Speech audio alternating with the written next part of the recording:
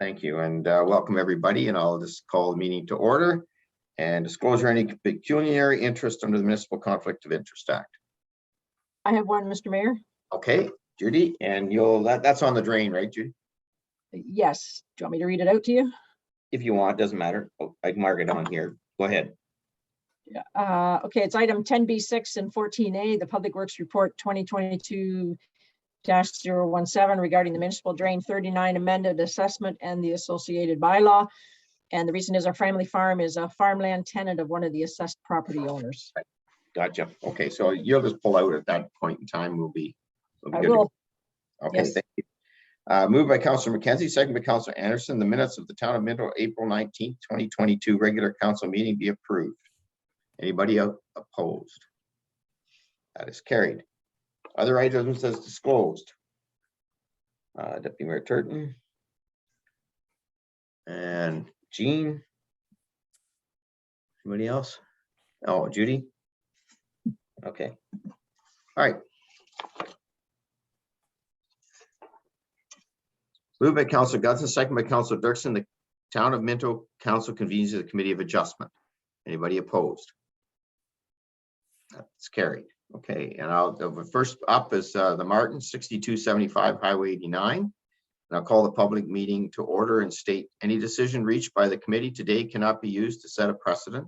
Each application considered by the committee is dealt with on its own merits, and no two applications are exactly the same. I'll declare the following. The public hearing is to consider a minor variance application MV 202207 Andrew and Laura Martin. I will call on the alternate Secretary Treasurer Duff to state the following information. Thank you, Mayor Bridge.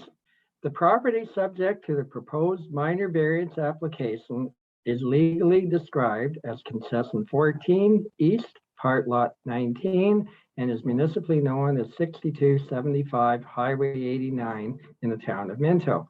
The subject property is approximately 49.66 acres or 20.1 hectares.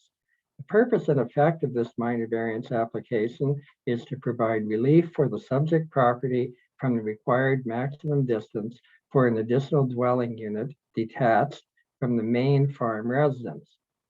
Section 6.29.28 of the Town of Minto's Comprehensive Zoning Bylaw 0186 as amended states that an additional dwelling unit detached on an agricultural property shall not be located outside of the farm building cluster and shall be located within a 61 meter or 200-foot radius of the main farm residence, whereas the owner is proposing to construct an additional dwelling unit in the second floor of the existing structure, which is approximately 600 feet from the main farm residence. Additional relief may be considered at this meeting.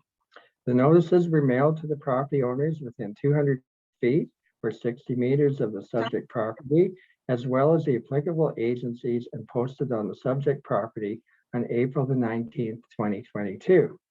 The following reports and comments were received and are attached for council to review.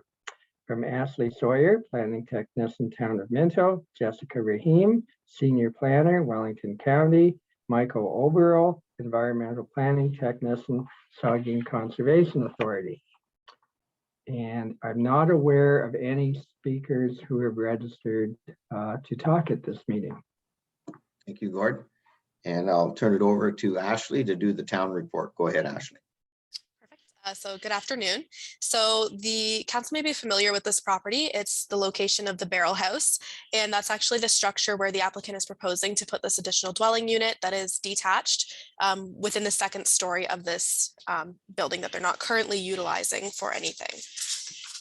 So as council may recall, we did pass that additional dwelling unit bylaw in April 2021 to permit for structures like these. And the rationale between the 200-foot radius from a detached structure to the main residence was that we didn't want on agricultural properties a structure to be able to be built in the middle of a farm field if there's two frontages and that kind of thing. And we wanted it to be within that main farm building cluster to protect the land that way. However, because this situation is unique and the structure is existing, we are recommending that the committee consider grant this requested relief. Saugeen Valley has also been circulated this application for their comment, and because they're not proposing an expansion or anything to the building, it's going within the existing structure. They do not have any concerns with it either. Wellington Source Water Protection screened out the application, and we are satisfied as town staff that this meets the general intent of the official plan and zoning bylaw. But we are including a condition that the relief not be granted for 650 feet for any additional dwelling unit that's detached, but for specifically the structure that's already there. Okay. Thank you, Ashley. And I don't know if Mr. Martin is on here. If any, oh yes, there's Andrew. Did you want to speak to it, Andrew? I believe he's just here in case we have any additional questions. All right, then I'll turn it. There's no other speakers, I don't believe, so I'll just turn it over to the committee for questions. Anybody? Okay, I have think I'm questions? unmuted. I think I'm Okay. unmuted now. This is Andrew Martin here. Okay, Andrew, did So- you want to speak to it or do you want to wait for the questions? It doesn't really matter. I don't have a whole lot to say other than Then what we're Ashley enjoying the said. meeting here. I'm teaching school and I gave the students the privilege of tuning into this. Oh, well, Thought that's they could excellent. learn something. Excellent. Thought they So- could maybe, or we could maybe all learn something from a town meeting. So we're There you just go. tuned in here and we're really kind of enjoying it. Great, great. Okay, and do you want to say anything more to your, if you want to wait till the questions, there's questions. If we need answers, we can go there. How's that sound? Yeah, that's fine. I can tune off again. So just *6 to mute again. Yep. Yeah, I'll tune off and wait for the questions. Okay, thank you. Okay, Councillor Anderson. Myself. Sorry, there you Sorry, go. I was muted. I'm assuming then that they own that barrel house. I didn't realize that. Is that a rented, the people who are running the barrel house operation are renting that from them? Yeah, so I think Councillor Anderson, when the Lavender Farm sold, that was originally was put out there for the Lavender Farm, Right, that building, and then when Yep. they sold it to Mr. Martin, then it was there, and then it was empty for a while, and then the barrel house went in. okay. I didn't realize they were tenants. I thought they were two separate properties already, No, so I'm sort no. of curious about that. Okay, and so they're looking to build a residence above that. Yeah, yeah, there's a loft above the, Okay, they used to have the offices for the Lavender Farm there. okay. Anybody else? Councillor McKenzie, go ahead. You're muted. Mark, you're muted, sorry. There you go. Okay, thanks. Ashley, I heard you say that it's been, or George said it was turned over to this other owner, but is that a severed piece of property? Or does it belong to the farm? It's all on one. It belongs to the farm. Yeah. Yeah. So have we ever done this in the past, that making a minor variance for that far away from the cluster? So this additional dwelling unit bylaw was just passed last April, so that itself is quite new to us, and that was in accordance with provincial direction. So we haven't done one in this instance where it's this distance, and I would say typically we wouldn't, but the structure is existing, and we are satisfied with including that condition that it's in that existing structure, that there's not concerns with one being built 650 feet, into the farmland. Right. So if there was another situation in our township with a commercial building, one residence above it outside the cluster, we deal with it again like this, or would it be an automatic or? So this provision for the 600 feet is just specific to agricultural properties. So the commercial ones would already likely be permitted within the required provisions already. Thank you. You're welcome. Maybe I'll ask Andrew to make sure I quoted him right there. If you wanted to get on, Andrew, and for your students there as well. I think when you bought the property, you bought the whole property, right? Oh, that's right. Yeah, the part out front was included with the property. Right. And you were able to rent it out to the barrel house, and That is correct. now, yeah, that's great. Okay. Okay. Councillor, Deputy Mayor Turton, and then Councillor. Thank you, Mayor Breach. I think this is a perfect opportunity for, the More Homes, More Choices Act. I mean, we treat each one individual. They're not all the same. And I think there's a really good reason to go ahead with this. Thank you. And Councillor Dirksen. Well, kind of the same, kind of the same point, I guess. The space obviously not being utilized, and it's already existing, and it just needs some renovations to become a residence. And so why not do it? Because we're short of homes. So this will provide a home for somebody. Yeah. I think it's Thank you. great. And it's great. It's a great opportunity for a work and live kind of opportunity too. And yeah. So, okay, anybody else got anything? If not, I will ask now, I guess basically, where's Gord? Gord, I think we should probably be doing the approval one. Yes, that's the feeling I'm getting, so Okay. I'll read that one. Yep. So the resolution is that the council of the town of Minto approves the application of Andrew and Laura Martin for property legally described as concession 14 East, Part Lot 19 in the town of Minto, County of Wellington, municipally known as 6275 Highway 89 in the town of Minto, to provide relief from section 6.29.28 of the town of Minto's comprehensive zoning bylaw 0186 as amended to permit a detached additional dwelling unit or an ADU that is 650 feet from the main farm residence. Okay, and can I have a mover and a seconder for that? A move by Deputy Mayor Turton, second by Councillor Anderson. Anybody opposed? That is carried. And Great. Andrew, can the students hear me if you thank them for participating in the council? If they want to stay on and listen to more of it, we're certainly available. Great. So And, does that mean discussing something else totally unrelated to my project there? Yep, yeah, we're going to go on to the rest of the council meetings. So there'll be a couple more things. So if they're doing a civics lesson, you can see how the town council works. But by all means, you can have them listen in. Okay. Do you mind giving me just a brief idea of what's coming? Well, right now we have another delegation, a public meeting on another severance, and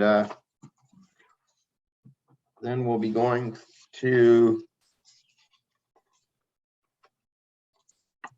correspondence. And other things. correspondence, and then Right. yep, and then it's just some reports that they're going to economic development and a few other ones. So yeah, look, they can go on and off anytime they want. But that's what's coming. Okay, I think we'll sign off for now, but that was very interesting, and thanks a lot for your time. Well, thanks for being there. And I just finish off by stating anyone wishing to receive a copy of the notice of decision of the Committee of Adjustment with respect to the minor variance application must make a written request to the clerk of the town of Minto at 5941 Highway 89, Harrison OG 1ZO, or email at town.minto.on.ca, and I'll declare the meeting adjourned. There you go. Go ahead, Gordon. I'll just mention, as usual, we'll have the copy of the resolution to be signed by all the councillors here at the office after the meeting. Thank you. Thank you. Thank you, Andrew. Bye. Okay. Bye, thank you. Yeah. Moving on to the next one. Moved by Deputy Mayor Turton, second by Councillor Elliott, the Town of Minto Committee of Adjustment convenes the Committee of the Whole. Anybody opposed? That is carried. Now we have another public meeting, and this is for Ramsayer, 5186 15th line. I'll act as the chair of the public meeting. I'll call the meeting to order, and the deputy clerk, Porter, I get that right? I always say that wrong. To ensure that any members of the public present is recorded in the attendance record. And I'll state the following: a person or public body does not make oral submissions at the public meeting or make written submissions to the town of Minto before the bylaws passed. The person or public body is not entitled to appeal the decision of the town of Minto to the Ontario Land Tribunal, and the persons or public body may not be added as a party to the hearing of the appeal before the tribunal unless the opinion of the board there is reasonable grounds to do so. I'll ask Clerk Porter to state the municipal address and legal descriptions of the property and the purpose and effect of the application, the date notice were sent, property subject for proposed amendment is located on. Go ahead, Quinn. So the property subject to the proposed amendment is located on concession D, part lot 63 and 64, southwest of Canadian National Railway, with a municipal address of 5186 15th line Clifford. The property subject of the zone amendment is approximately 40.56 hectares or 100.22 acres in size. The purpose and effect of the proposed amendment is to rezone the subject property to facilitate the construction of one single detached dwelling unit and an accessory building or hobby shop with a reduced setback to the natural environment zone and with no frontage on an open public road. The property is currently zoned agricultural and natural environment. Additional relief may be considered at this meeting. The notices were mailed to the property owners within 400 feet or 120 meters of the subject property, as well as the applicable agencies on April 12th, 2022, and posted on the subject property. Reports were received from the town of Minto's planning technician, junior and senior planners from Wellington County, and an environmental planning technician from Saugeen Valley. I will note here that there are no members of the public registered to speak at this meeting. Thank you, Quinn. And I will call on Jessica. I think Jessica's here. There she is. Yeah, hi, Jessica. Go ahead. Hi, thank you. So good afternoon, everyone. So the application before us today is to rezone the subject lands from an agricultural to an agricultural site specific in order to permit a dwelling and an accessory building on a lot with no frontage on a public road, because so technically the property is landlocked.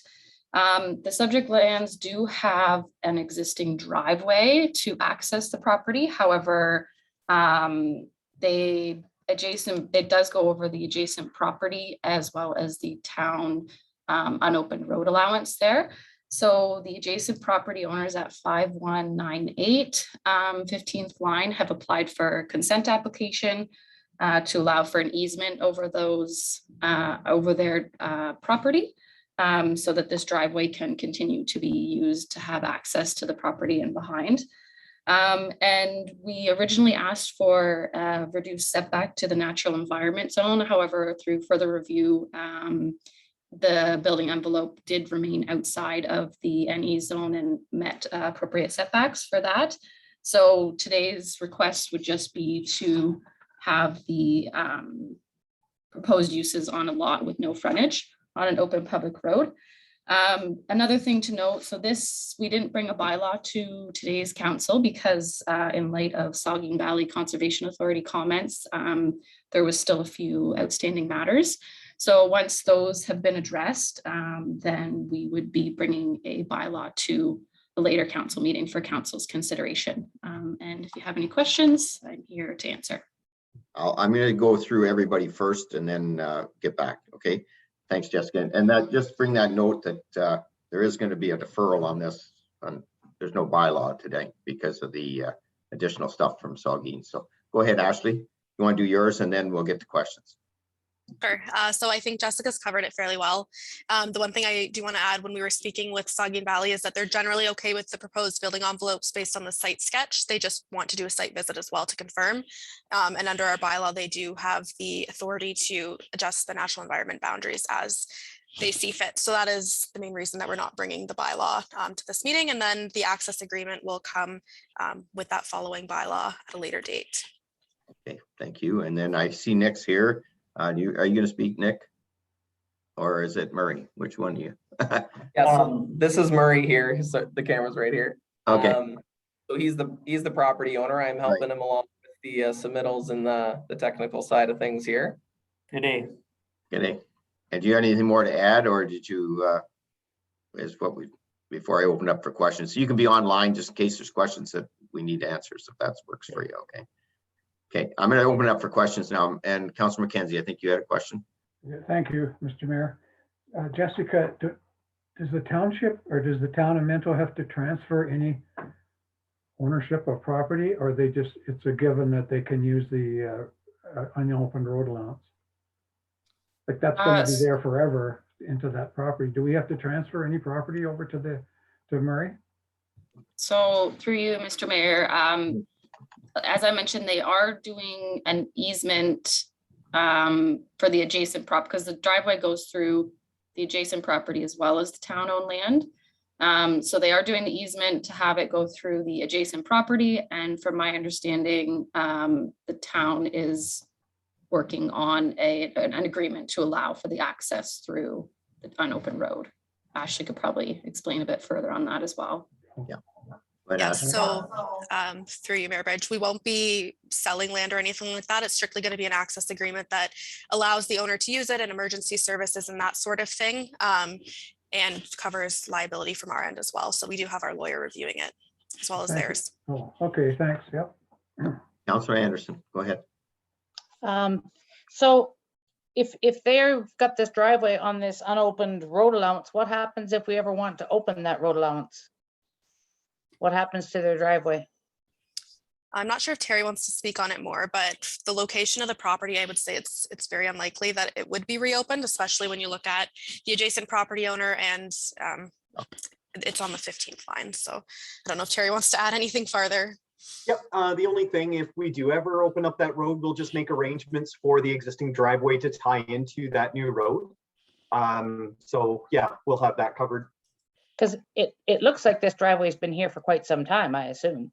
It has been, and it's been used as like an access to the undeveloped property. So this is just to formalize it because of the the want to build the single family dwelling there. And there's never been a house or a barn or anything in there. Nope, nothing. Okay. Okay. Anything else, Councillor Anderson? Nope. Okay, Councillor Elliott. Maintenance of the driveway or the road going through our property will be written into an agreement that we won't have to ever be required to maintain it. That's, yeah, that is correct. And that's one of the things that our lawyer is looking at. So basically, all the liability would be on Mr. Ramsayer, and maintenance, all that stuff is written into the agreement. It will be coming forward for your review at the later council meeting. So you'll get a chance to take a look at it. Thanks. Yep. Okay, Councillor Anderson, go ahead. Sorry, I knew I had another question. I just couldn't think of it. The bridge to be replaced. Who's replacing the bridge? Us? Them? Them. Whoever?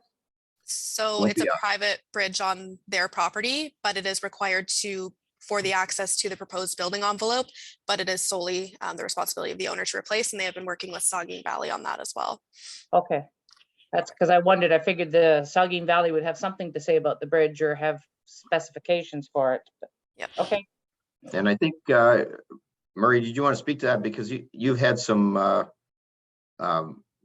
past experience with Saugeen on building bridges and stuff, have you not? I seem to recall.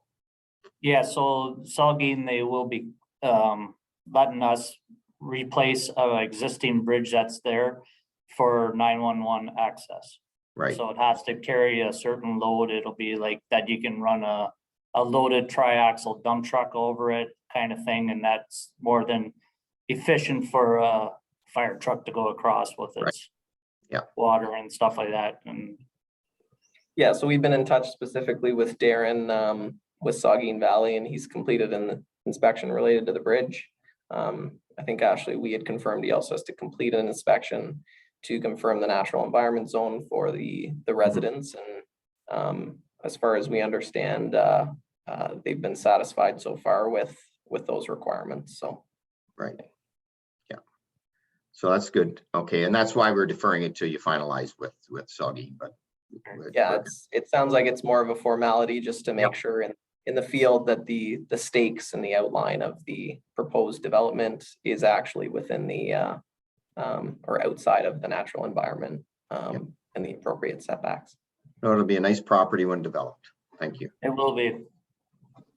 Okay, and any other questions? If not, I will state the following. If you wish to be notified decision of the Council of Town of Minto in respect to the proposed zoning bylaw amendment application, you must make a written request to the clerk of the Town of Minto at 5941 Highway 89, Harrison, NOG 1ZO, or email at anneleen@town.minto.on.ca. If there's no further comments, I'll adjourn the public meeting, and good luck in getting that done. Take care. Thank you. Bye. Appreciate your time. Yeah. Okay. There we have no delegations today. We have a bit of correspondence. It seems to be, and I asked Anneleen if she didn't go to the post box as much, there wouldn't be as much correspondence, but most of these come by email. So it doesn't matter whether you go to the post box or not. So We have quite a few on there. If anybody wants to pull anything, let me know. Councillor Anderson. The County of Wellington, the plan review, and I'm sorry, I'm trying to find the right title of the document. They shrunk on my and the affairs and housing. Can we have a report on that? That report on the affairs and housing is a pretty in-depth report, but it's got some pretty interesting proposals in there. I'm wondering if we could get staff to do a report and see what impact that would have on our municipal planning and our future development and land use and variances and so forth. Okay, yeah.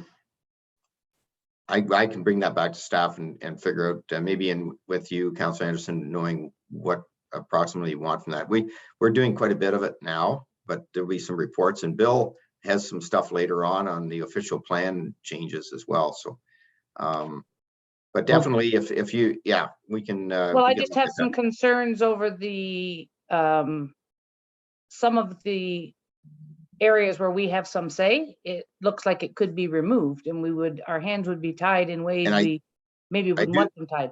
I do believe Bill's going to talk a bit to that. Chris, did you have your hand up? Go ahead. Yeah, we'll take that away, Councillor Anderson, and look at that. And there's also a Bill 109 that we have to digest with it. So we'll put together a report and bring it back to a future council meeting on what all of this stuff, how it impacts us and what we can do about it. So if you could just give us a couple meetings to digest it and get the report together for you, and we'll bring it back to council. A great deal of information in there, and some of it is somewhat perplexing to sort of figure out what impact it will have on us exactly and our constituents. It's a good point, Councillor Anderson, and we've already sort of talked to staff about getting some reports for you for that. Okay. If we don't hit all the bases, let us know later, eh? But we'll get it back. Okay. Thank you. Deputy Mayor Turton. Yeah, I think it's really important that we look at the one there as well. Ontario investing in job training in Perth, Wellington, Atwood, the training that's going to happen, and it's really close to home. Some of our students and even mature students having the ability to go to that shop over there and learn a trade is excellent. And so congratulations to Randy for pushing on that, and because that's close to us. Yeah, we certainly can take advantage of that. Yeah. Okay, anybody else? Judy, go ahead. I was just going to comment on the the quarterly fire report.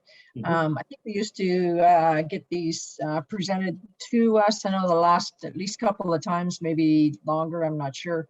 You know, they've been included in our correspondence, and I guess I kind of feel that our fire is pretty important, and I'm wondering if we could go back to receiving that as a report so that we could you know, digest it more fully and maybe pepper our fire chief with questions if we had any.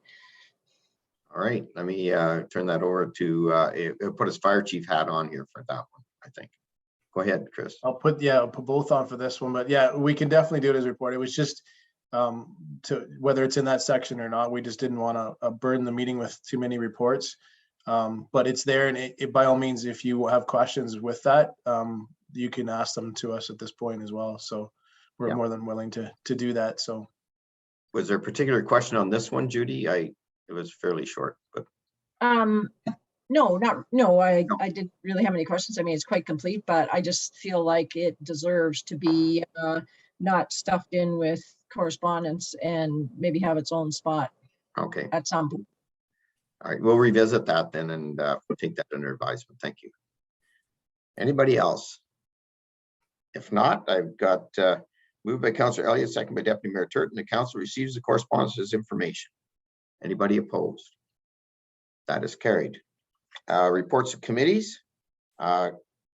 We have the Mineral Trails Committee, and I'll turn that over to Paul. Judge here, Paul. There, go ahead, Paul. Yep. Good afternoon, Mayor Bridge and members of council.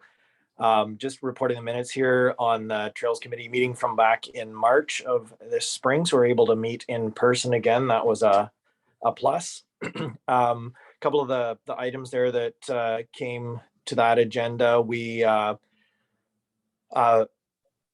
benefited from some work and input from Jill Welsh on new signage for the Greenway trails through Harriston. So just kind of indicating some of the sections of that are loaned to us by private landowners, and making users aware of that and just some of the history behind that. So Jill, along with Grace Wilson, spent some time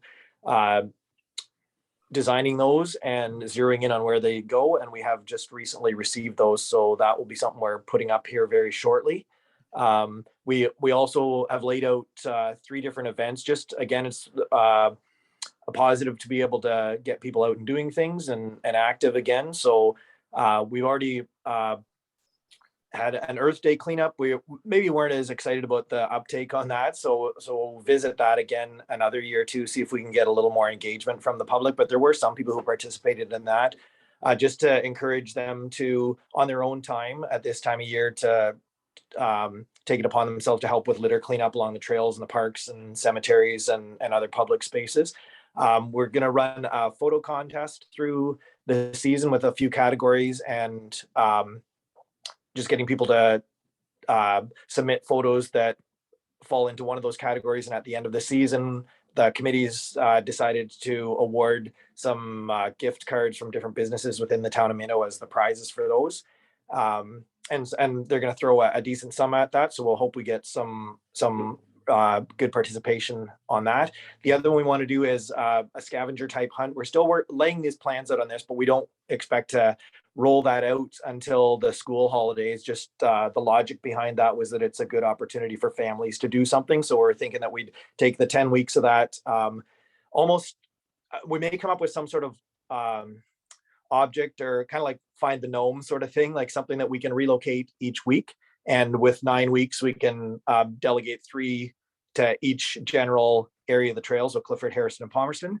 And final week to award some prizes to that at the end of the summer holidays. So those are the events we're looking at. We've got a volunteer in Palmerston who's built somewhere around 50 birdhouses to go up on the trails. And there's quite a number up already. The committee did some cleanup of those last fall. And we noticed actually last week when we were out there that some of those, there's birds active around those this spring already too. So that's a plus. So we're just putting some stakes installed there, and the committees, we're lucky we've got people who are quite eager to volunteer their time. So folks were happy to help putting those up once we get some stakes in the ground for that. Some of the members have done some tree planting already this spring. Some of my staff have done that as well along the trails with some of the material that was come from Maitland Valley and from the Green Legacy program.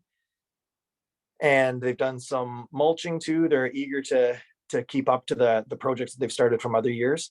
And we briefly discussed, we're going to move this forward to the next meeting to a memorial for Scotty Forbes. It was recommended that I make that memorial, or that in honor of not just Scotty, but also his wife, Susan, because they both were very integral members of the Palmerston Trails Committee in years gone by. So we're wanting to do something meaningful there. I think that's the bulk of it from that meeting. We meet again in a couple of weeks here. And so now finally we're into a point where we can get doing some projects, and weather's conducive to that too. So moving forward. Thanks, Paul. Any questions? Councillor Elliott. Yeah, Paul, I've noticed in the trail going through Palmerston for sure that we've had some vandalism with kicking over signs and breaking off trees, memorial trees. How are we doing in the rest of the trails? I haven't got through that. It actually not too bad, to be honest. Yeah, unfortunately, there has been a few things there in the park over the course of the winter. We didn't see, other than litter, like that the most heavily used part of the trail, no doubt, is through that park and White's Junction, like north of Palmerston there. But we've also benefited from, I know there's a class at the Palmerston Public School that routinely goes up that section of the trail too. And we actually met them there on Friday with a couple of the teachers, or the educational assistants were slugging garbage bags over their shoulders. So they've been doing their part on that too. So I mean to reach out to the school and just give them a thank you for that too, because all that stuff benefits us for sure. But no, to be honest, I think we saw there's one post down where a birdhouse had been removed, and a couple of spots where young seedlings have been snapped off, and so far no fires, but it's early yet. Yeah, it's great you're getting people involved because that seems to let them take ownership of it, and their peers and such like then probably won't be as vengeful and doing things like that. So it's I'm glad to see that. Thanks. Yeah, we certainly hope so. Same within the parks. That's what you like to think, that if yeah, there's a bit of ownership, there's a little more responsibility to it. Correct. Thank you. Anybody else? Belinda, I just wondered if you could, there was some talk today on the, and I might get it wrong, but I was at the meeting today about the what do you say? RTO4? RTO4, which is our tourism thing. And they're talking about doing some trail promotion, right? You want to just give a little update on, this seems to be a good spot for it. So yeah, RTO4 is Region Tourism Organization number 4, and it covers Wellington, Huron, Perth, and Waterloo areas. And there is funding out there available for developing experiences. And the county was looking into applying for funding to do tourism experience strategy, of which trails is a big component, and cycling and active transportation and bringing all that stuff that has been worked on previously kind of back to the forefront in terms of active transportation and the trails stuff. Yeah, so it might more be something information coming. Yeah, when you get more information, Paul, at one of your next trails meeting, it might be good to give you an update on that, because there might be some funding, at least for some of the, I mean, the beauty of trails is they have to get known, and people have to get out and work and use them. And if we can get people from other parts of the Wellington County using them, that's yeah. So looking forward to that. And thank you for your hard work on that. So I have it here, moved by Councillor Dirksen, second by Councillor Gutson. The council receives the Minto Trails Committee minutes of March 21st, 2022 for information, approves any recommendations contained therein. Anybody opposed? That's carried. Economic Development Planning minutes. Go ahead, Linda. Yep. Thank you, Mayor Bridge and members of council. Just going to quickly zoom through our minutes because most of you were in attendance at this meeting. The focus was on workforce. As we all know, it's been a challenge, not just recently, but for some time. And we're fortunate to work with the Workforce Planning Board and the Western Wardens Caucus, and had Charlene there to let us know what was going on with the local labor market plan, shared their action plan with us. And then Kate was there to share the strategy of the Western Wardens. So what we did at this meeting was took it upon ourselves to kind of go through those strategies and identify where Minto could play a role locally. And you'll see in the minutes, there's a list of things that we've identified that we're going to, at our next meeting, pull out and start to kind of nail out the timelines for that. So looking forward to that. A member update item I did want to bring forward. I noted at the last council meeting, there was questions about Dr. Doyen moving on and what was going to be happening. So I did speak with Shirley and Allison with our physician recruitment crew and or health professionals recruitment, I guess. And what is happening is the 8 doctors that are part of the Minto Maple Family Health Team are going to be filling in and covering Dr. Doyen's patients until we can recruit another doctor. But basically all recruitment efforts are being undertaken. The new website was launched. There's a whole campaign on LinkedIn and social media with some catchy phrasing.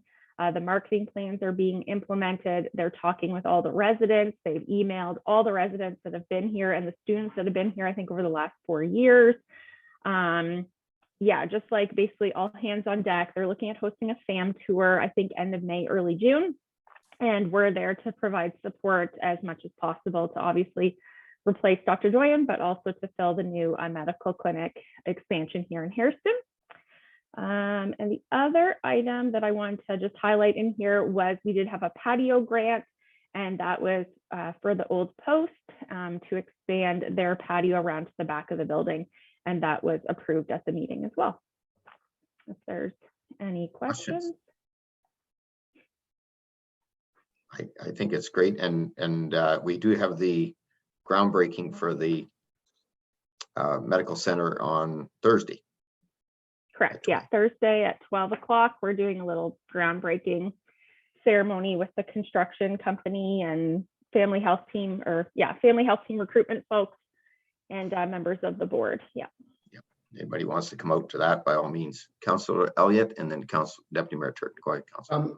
Belinda, in talking to our doctor recruitment people, do they feel fairly confident? What do we need? 3 doctors or 2 or what? How many doctors do we need right now? Yep. Well, we were recruiting already for this clinic here in Harrison, and then now Dr. Doyen's departure, we will need to replace her. So 2 for sure. And as Councillor Anderson has pointed out before, like nurses and other healthcare providers are also in demand. So it's not just the doctors we're recruiting for, nurse practitioners, you name it, but we're not alone. And it's even more challenging in rural areas to recruit healthcare folks. So it's going to be a challenge, but we're up for it. We've done it before, and Allison Armstrong's back working with our crew. And so I feel confident we'll be able to find someone. Thanks. Deputy Mayor Turton and then Councillor Dirksen. Yes, thank you, Mayor Bridge. So I was at the first time I'd been to an economic development meeting for quite some time, and it was extremely educational for myself. I mean, you guys do a lot of business, and just wondered if some of that stuff we did talk about is available online or anything, Belinda, because that would be interesting for other people that were not in attendance. Yes, for sure. So I think I attached both the plans in the minute. Yeah. If people want to review it, but the Western Wardens actually have a whole micro site around their workforce strategy, and there's a lot of really good reports coming out of it. And housing is also tied into it, as you'll see in my next report. Workforce and housing go together, and there's a great section in there on affordability of housing and what people need to make to be able to afford houses in their communities. And there's specific reports to Wellington County. So there's a great microsite with the Western Wardens, and then the Workforce Planning Board has their site as well. So I'm happy to share links to those with members of council later this afternoon. Yep. Thank you. I think Councillor Dirksen. Yeah, I'm sorry. I did not jot it down and I have no idea what I was going to ask now. Okay. Sorry. Well, if you do remember, let me know. I will. Sorry. Yeah, and by all means, go on that site if you can. And if you have any questions, get a hold of Belinda, but it breaks it down into a lot of little things that you don't have to read the whole thing. You can pick up what you think you want.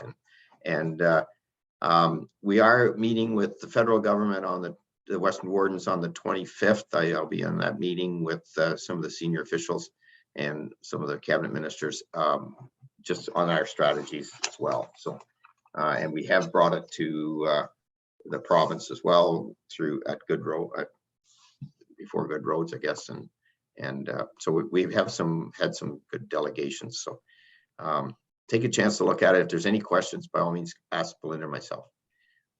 Okay. Moved by Councillor Anderson, second by Councillor McKenzie. The council receives the Economic Development Planning Committee minutes of April 14, 2022 for information, approves any recommendations contained therein. Any objections? That is carried. Staff reports. And I'll preface this. This is something that we talked about today at the meeting, and I'm proud of the fact that we're the first council to decide to put this out there, since the task force at the county has put together their housing strategy as far as the not my backyard. So go ahead, Belinda. We're going to be the guinea pigs here and run this and see how we get along. Well, as much as you would like to be the guinea pigs, Wellington North has presented this as part of their not to growth plan council though. meeting. Not to council. Not to council. Not an official council presentation, no. But they have shared it. So yes, as we all know, housing, workforce are hot topics that we've been discussing for years. It's not a new thing. And for some time at the county, we've been partnering together on trying to come up with different initiatives to battle out this issue. And the one thing that we've come up with recently is this new campaign. So I'm not sure, Quinn, if you can share the PowerPoint, or that would be great. Yes, so this is a new campaign that was launched back in March, and it is called Make Wellington County Home. Everyone should be able to live here. And we'll just go through the slides. Everyone knows there's issue, but these are some stats that kind of focus on why it's an issue. So you can go to the next slide. Yeah, 40% of people who rent here need to spend more than the recommended 30% of their income on housing. Go to the next slide. In Ontario, over 10 years, home prices have increased 180%, while average incomes increased just 38%. So these are just driving home the message of housing stuff. Keep going, it's okay, Quinn. The median price for homes in Central Wellington has increased more than 235% in 5 years. So basically, then they've taken these stats. The point of this campaign is to educate the community on why we need a mix of housing and rentals. We were able to go out and source stories from our businesses and residents, because housing just doesn't, it impacts everyone, impacts the community as a whole. So we have TrustCore as well as TG Minto, are two of our larger employers that are sharing their stories and why we need a mix of housing. If we don't have rentals, if we don't have townhouses, if we don't have housing people can afford, they don't have workers, they're not able to run their business. And when you have companies like TG employing 800 people here, that's going to be a problem if they can't have people living here and working here. So this is one of those stories from employers. This is another example of a story. Employers like Albert say meaningful jobs are going unfilled because people can't find housing. Absolutely. Gloria moved here for a great job and community. She needs more housing options. So she's moved here, but she has no place to find to live. And these are all real stories. We need more housing options so seniors like Betty can live independently. As you know, we have seniors taking up homes that are also looking for moving out of those homes so someone else can get into it and then going into rentals. But there's no rentals, and if there are, they're gone very quickly. And the prices are like $1,600, $1,700 a month, which for seniors, that's going to be a challenge. New Canadians are an important part of our community. We need more housing options to help them thrive. Absolutely. It's hard to attract people here with no housing. Again, affecting the workforce, affecting the commercial businesses downtown, affecting volunteerism. It affects everything in the community, right? Can't stress it enough. So we can help address our housing crisis by creating more options that offer affordability and flexibility. So some of the rental options are low-rise multi-unit buildings, townhouses, additional residential units, secondary suites, basements, separate tiny homes, and I know Terry loves that, and refer to local zoning. Converted industrial or commercial spaces. So the project that was brought forward earlier today, what a great example. Pete and Marla from the Barrel House moved here, and now Andrew's going to accommodate them living right on site where they run their business. So win-win for both parties. And it opens up the rental that they're in right now in Clifford. So good job there. Ownership options, condominiums, duplexes, triplexes, townhomes, tiny homes on existing properties. So really just getting creative with the types of housing that we're allowing and trying to encourage here. So ensuring we have the housing we need to thrive as a community is everyone's responsibility. Talk it up, stay informed, and join the conversation in your neighborhood. Go to the next one. And so the county has developed a page on the website, wellington.ca/live here. And on there, you can find these stories, read more about them. There's also, I think I included in the package, was the top 10 reasons why you need a mix of housing. So that's another tool that we're trying to get out and just promote to make people realize why this is important and how it impacts the community as a whole if we don't embrace these things. And also on that website is a little short video that we're just going to play a clip of. I think it's like 2 minutes maybe, that we're also going to be sharing more widely with the public to tell the story. In Wellington County, our community is growing every day. We're welcoming new businesses, shops, and industries that attract jobs and families. They help our economy and are a great addition to our neighborhoods. Young adults are choosing to stay here as they leave home, and many retirees are looking for smaller places to live. Clearly, our housing needs in Wellington County are changing. We'll always need traditional detached homes that are perfect for many people, but they're not right for everyone. Home prices are growing faster than our incomes, and nearly half of the people who rent here need to spend more than is recommended. We need more housing options to meet these changing needs. Options that are affordable and sized just right for our changing community. The good news is, as a community, we can choose to encourage more diverse housing development, like small apartment buildings, condos, townhomes, and duplexes. Some homeowners can boost their income by adding rental housing in basements, above garages, or as separate units on their property. And as a community, we can explore creative solutions like repurposing old commercial buildings into housing. Many attractive options are available that will retain the character of our neighborhoods and make our communities stronger as we grow.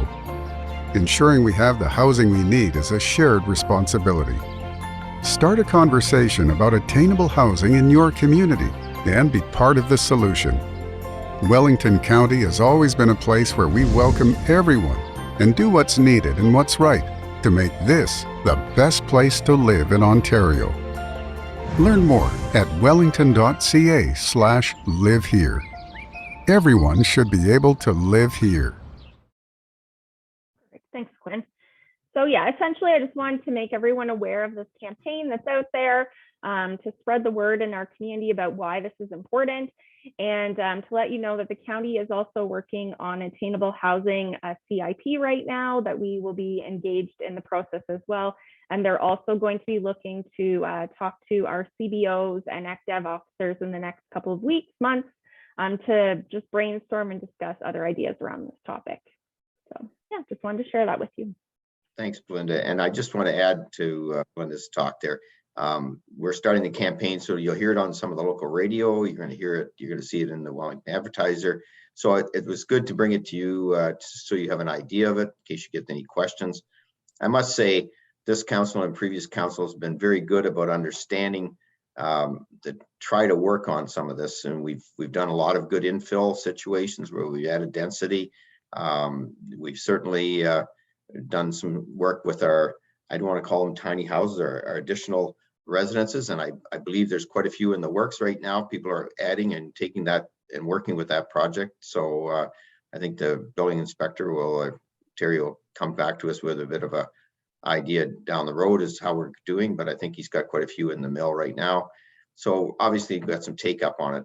And I really believe the CIP situation, Belinda, if we can get the county involved and ourselves, we already proved what we can do with the downtowns with getting all those apartments. If you remember, 8 years ago, most of those apartments, a lot of apartments above those stores in our downtowns were all empty.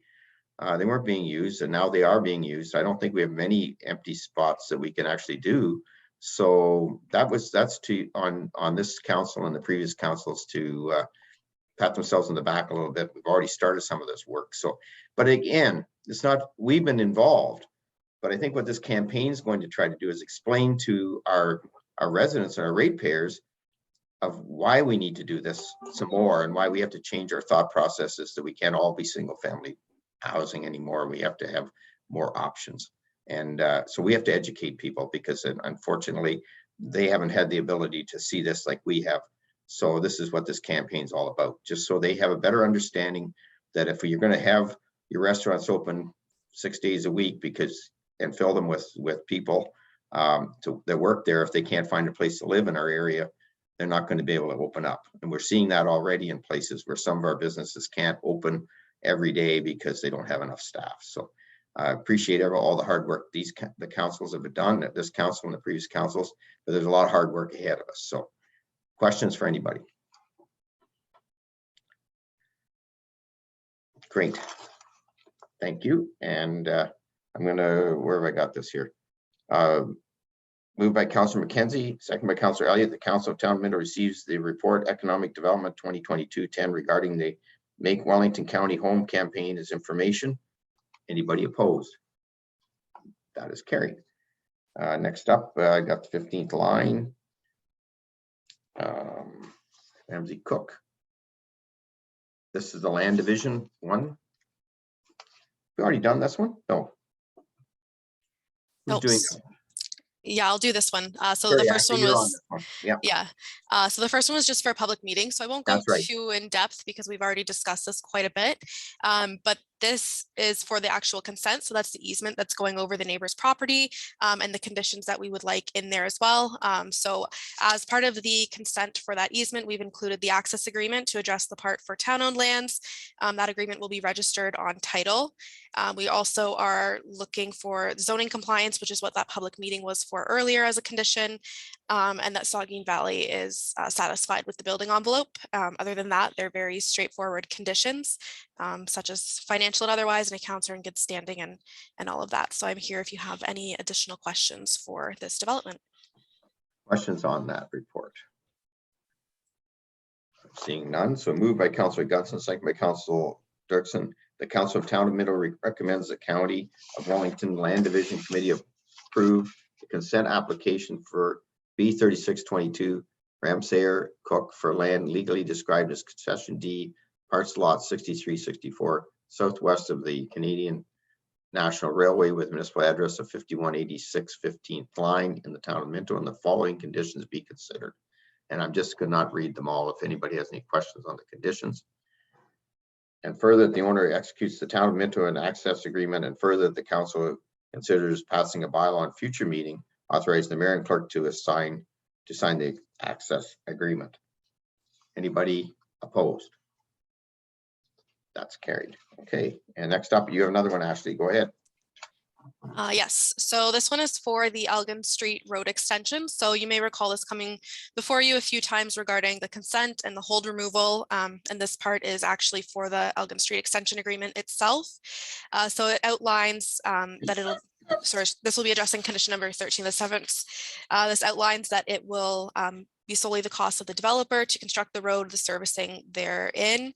Our engineering consultants will supervise, inspect, and certify this installation of the required works, and the developer has to provide the required securities to the town. The agreement will also be registered on title and legally binding. The town will hold 110% of the cost of the works in securities, and we will be paying the developer's contractor directly once the work is accepted and completed to our satisfaction. We will release the security if there is any remaining. If there is not enough to cover it, it is the developer's responsibility to pay that. We also hold on to 10% for a 2-year maintenance period, just to make sure that all deficiencies are addressed and to our satisfaction and our engineer's satisfaction. So we are recommending that council receives this report for information, that the owner executes with the town of Minto the servicing agreement regarding the extension, and that council passes a bylaw authorizing the mayor and clerk to sign this agreement. Okay. Questions? Councillor Elliott. Yes, Ashley, how many houses and such like are going to be built down Elgin Street once it's developed?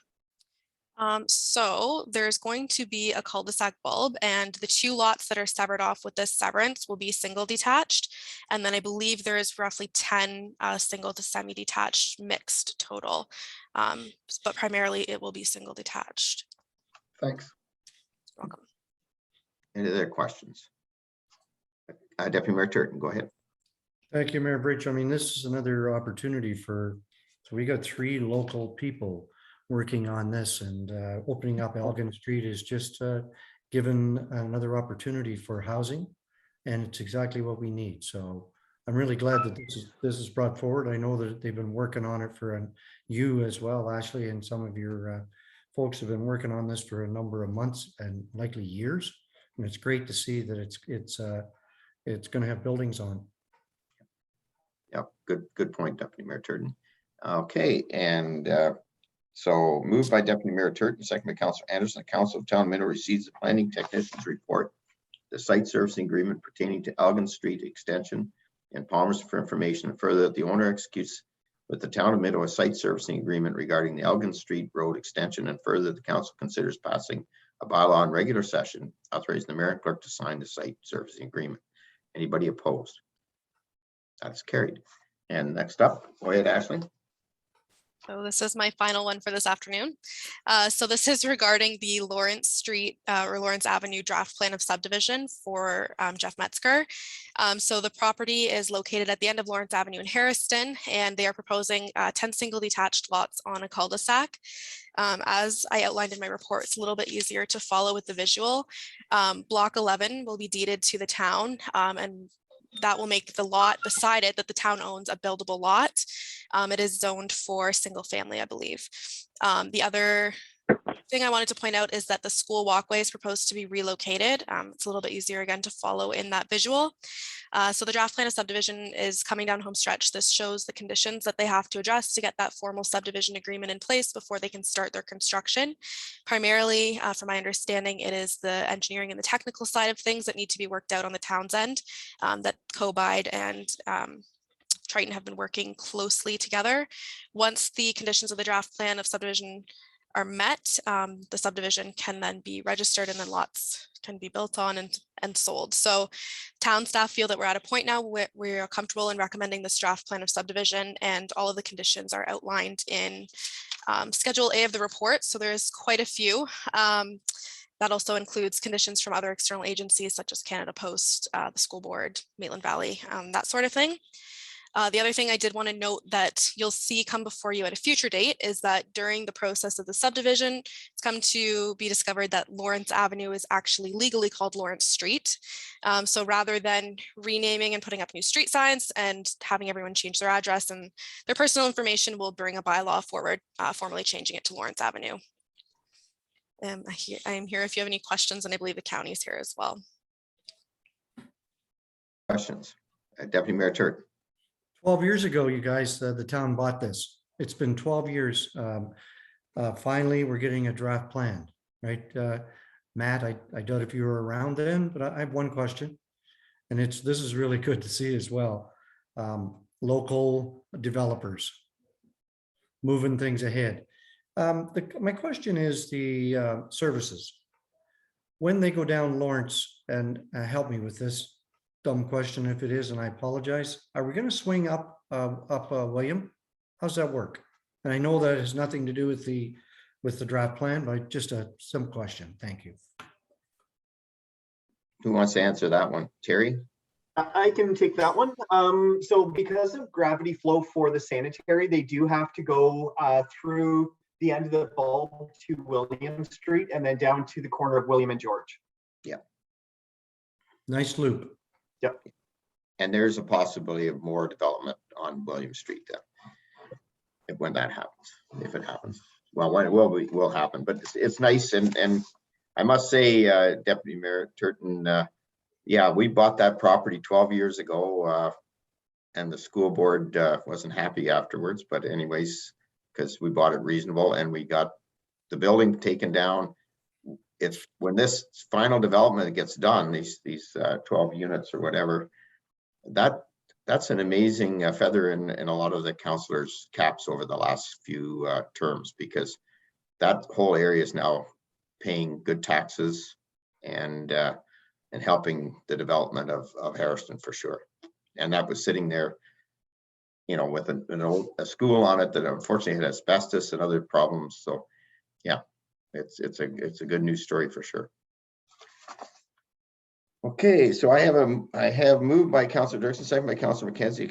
The Council of the Town of Minto receives the planning technician's report for the draft plan of subdivision 23T 1803 for 2626-514 Ontario Limited, Jeff Metzger, and recommends approval to the County of Wellington subject to the conditions set out in Schedule A. And further, the Council of Town of Minto endorses the draft plan of subdivision of 23T 1803 with the Town of Minto staff advising the County of Wellington of the council decision. Anybody opposed? That is carried. And I'll turn it over to Councillor Dirksen to assume the chair. Go ahead. Thank you, Mary Bridge. There are two items on the agenda today for Public Works, and I'll chair the first one, and then I will pass it back to Mayor Bridge. So the first one on the agenda is the 2021 bulk water taking annual summary report. And we have our water manager, Todd Rogers, here to present that report. Thank you, Councillor Dirksen. Good afternoon, everybody. Yeah, so part of our bulk water taking policy stipulates that we'll have an annual report that looks back on last year's bulk water taking. The policy also states that we won't take any more than 0.725% of the previous year's total consumption for all the towns. So yeah, the report has the table there, the water that we took last year. So 1,742.75 cubic meters, which worked out to 0.24%, so well under what we're allotted, for a total revenue of $5,228.25. Just the only thing to note with that is the use for this water is within Minto, and it's usually for construction purposes, dust control, pool filling in rural areas is a big part of it, and temporary water if needed. Last year we did need temporary water at the hospital during our water tower painting, so that was part of the consumption. If there's any questions, I'd be more than happy to answer them. Okay, are there any questions for our water manager? Councillor McKenzie. Thank you. Todd, is the fee schedule for bulk taking the same as the residential schedule? The bulk water, they pay more than what the residents pay. So currently this year with the increases we had, the bulk water is exactly double what a resident would pay for a cube. Great, thank you. Yep. Okay, any other questions? Okay, seeing none, I'll read the recommendation. Moved by Councillor Anderson and seconded by Deputy Mayor Turton that the Council of the Town of Minto receives the report Public Works 2022-017 regarding municipal. It's not the right one. Sorry, let me start that again. Moved by Councillor Elliott and seconded by Councillor Gunson, the Council of the Town of Minto receives report Public Works 2022-016 regarding bulk water takings annual summary 2021 for information. Is there anyone opposed? Okay, seeing none, I'll declare that carried and I will pass the chair back to Mayor Bridge. Thank you, Councillor Dirksen. And this is where Judy had declared a conflict. So I'll turn it over to Mike to do this drain report. Go ahead, Mike. Thank you, Mayor and Council. So this is just a housekeeping report in front of you, just an amendment to a previous bylaw for municipal drain number 39. There was an outstanding balance of $852.04, which is essentially comes down to the maintenance and warranty holdback on that project from 2019. So yeah, you can see in the report the minor adjustments to the assessments to the individual landowners along the way. It just cleans up the accounting here for the town of Minto. If there's any questions. Any questions for Mike? Councillor McKenzie, go ahead. Thank you, Mr. Mayor. Mike, if there can be a amendment to changing assessments, why do we have tribunals then? No, so this is an amendment to the assessment due to construction costs. It's not an amendment to the each individual assessment. It's the assessment associated to the drain and the quantities associated to each individual one have just been adjusted to make up the outstanding balance, which is owed to the town. Similar to a maintenance project, say there's a $1,000 maintenance project out there, it would be assessed out to all the landowners based on the assessment schedule in the report. This outstanding balance is still being assessed out based on those individual assessments in the original report. We're not changing any of the actual land assessments, right, which is based on for construction. So it's not site specific, it's spread over the. Exactly. Yeah. Thank you, Councillor McKenzie. And okay, so I'll read the recommendation. Moved by Councillor Anderson, second by Deputy Mayor Turton. The Council of Town of Minto receives the report PW 2022-017 regarding the Municipal Drain 39 Amendment Assessment and considers passage of the related bylaw in open session. Anybody opposed? That is carried. I'll turn it over to Deputy Mayor Turton to assume the chair for Finance. Go ahead. Thank you, Mr. Mayor, and welcome, Mr. Treasurer Duff. Two items that we need to talk about today in finance. The first one being the FIN 2022-010, which is the Canada Community Revitalization Fund contribution agreement. And I'll ask our treasurer to enlighten us on it. It's good news, though, right? Yes, it is. Yes, thanks, Chair Turton. Yes, this is the grant. I know Linda and I have been talking a lot about the Clifford Celebration Project, and we have frequently referred to, we have some other funding. This is the other funding.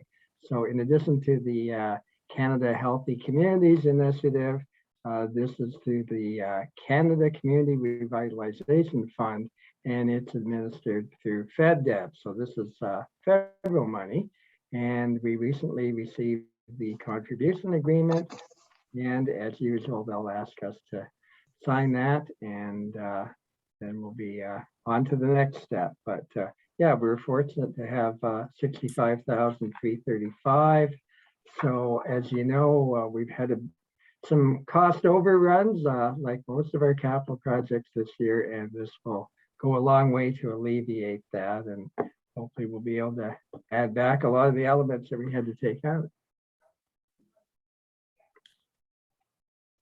Questions for our friend, our treasurer here on this? It's pretty straightforward stuff, and I want to thank both Gord and Belinda for working hard on this, putting the grant forward and getting these funds. We rely on them, and that's great.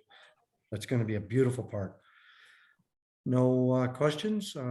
The councillor, moved by Councillor McKenzie, seconded by Councillor Gunson, that the Council of the Town of Minto receives the report FIN 2020-010 regarding the Canada Community Revitalization Fund Contribution Agreement, and considers a bylaw in regular session authorizing the mayor and the clerk to sign the contribution agreement. Anyone opposed? That's carried. Thank you very much. We'll move along to the section 357 application, which is FIN 2022-011. Ward. Thanks, Chair Turton. This is a very brief one as well. It's basically one property. So it's a property in the country where they had an existing dwelling, tore it down, built a new one. And this is just to remove the assessment from the old building that is no longer there. It covers years 19, 20, and 21. And our revenue coordinator will get this one processed too. So all for now. Questions? This one here is moved by Councillor Gunson, seconded by Councillor Elliott, that the Council of the Town of Minto receives the FIN 2022-011 report regarding section 357 applications, and that these adjustments be approved. Anyone opposed? That's carried. Thank you very much, and I'll pass the chair back to the mayor. Thank you, Gord. Okay, thank you, Deputy Mayor Turton. And next up, and I couldn't remember when we had the department head, did Chris or Mark, are you going to preface this? I think, was it Mark? Were you going to? Mr. White. We're lucky to have Bill with us, but I'll let you do the introductions. Go ahead. Thank you very much, Mr. Mayor. Before council today is update report number 4 related to the county's official plan review. This update is in response to the draft land needs assessment released on April 5th, with the county requesting comments back by May 3rd. So the timing is working out pretty good. It is my pleasure to introduce Mr. Bill White, Senior Planner with Triton Engineering, who will walk us through the details of this report. Now, Mr. White is on by phone only. He was having some video problems, but should be able to walk us through the details of what he's put together today. Thank you. And thank you, Bill, for being here. Go ahead. You're muted right now, I think. There you go.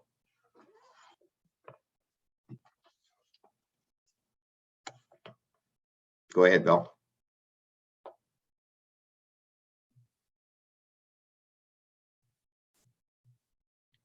We're not getting any sound at this point in time. Can you hear me now? Now we can. There you go, Bill. You're good now. Okay. Yep.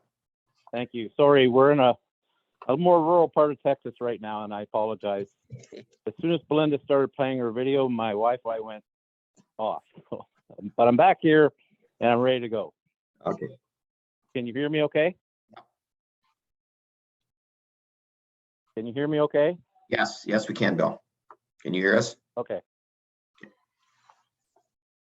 Yeah. Okay, so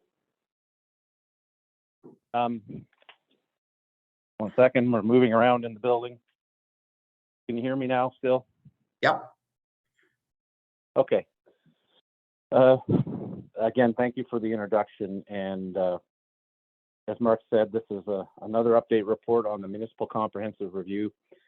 At the bottom of page 1 of the report, you can see, and it's a reminder of what the official plan is and how it fits in with provincial policy and the growth plan for the Greater Horseshoe. And the comprehensive review has 3 phases that are outlined at the bottom of page 1. And phase 1 has been approved. That's basically the numbers behind all the growth of population and employment. And phase 2 is where the land needs are assessed. And then phase 3 will come later. And that's where they'll start putting out policy papers on some of the things that we've been talking about through these various updates. So the phase 1 and phase 2 are the technical sides of the Municipal Comprehensive Review. And if you don't remember, just a reminder, all municipalities are going through this in Ontario, and they all have to be done by July of this year. So I suspect most will go over that date, but so the county's been doing a great job, and it's been taking a long time, and there's a lot of work to go into this. This phase 2 is over 300 pages long. So and so that's the technical side, phase 1 and 2, and that part is nearing completion. There's a couple of other things to come. The first will be provincial agricultural mapping will be reviewed, and we'll report back to you on that. And that will basically be a decision with the county on whether land should change from primary to secondary and how the province sees it and how we see it as a community. And the second part is the municipal service analysis. And I put a link in the report to that, and the county hired a group to have a look at all the area municipalities' capacity.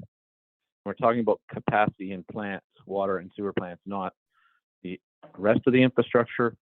And basically most all local municipalities, including Harrison, Clifford, and Palmerston, the urban areas, have sufficient capacity to meet growth in the short term. All of them in the county, all the urban areas will need long-term capacity improvements, except, interestingly enough, Clifford.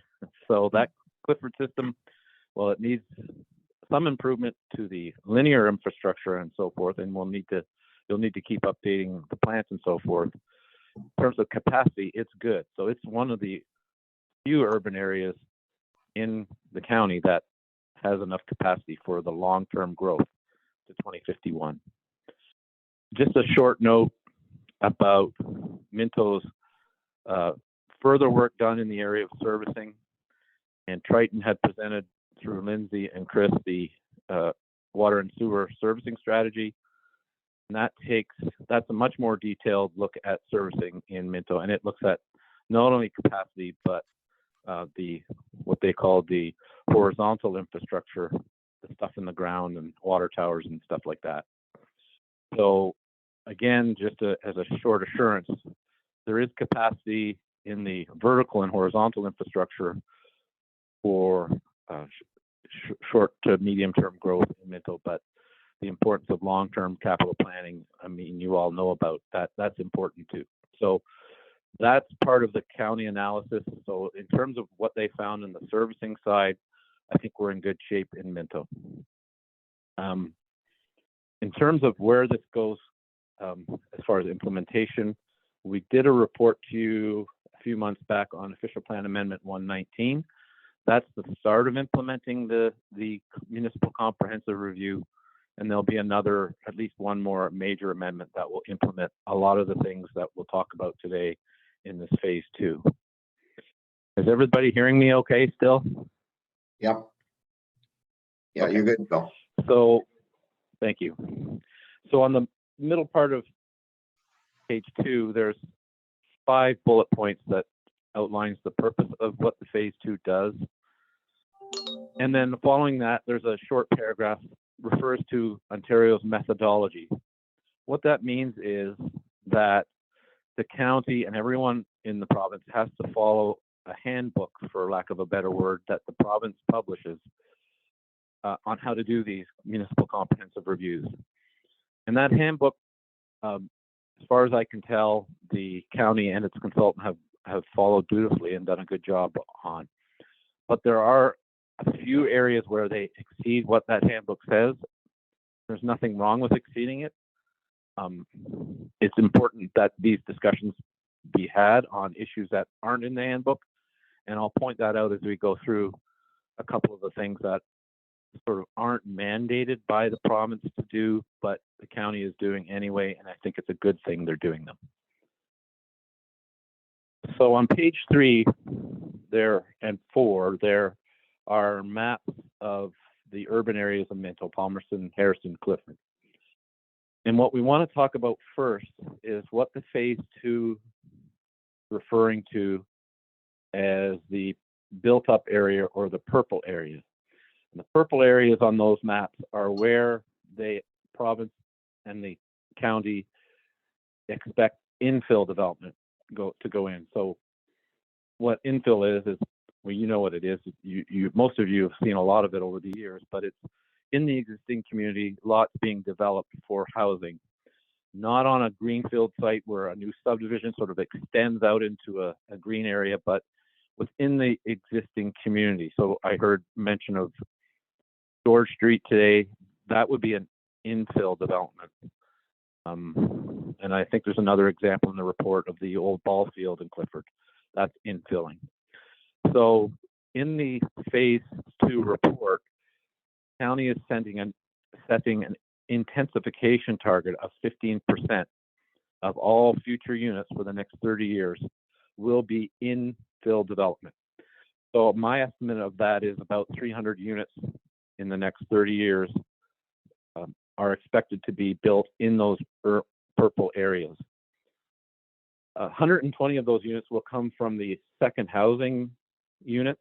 And I saw on the agenda and heard the presentation for the second housing unit in the urban area or in the rural area. This will be intensification through second units in the urban area.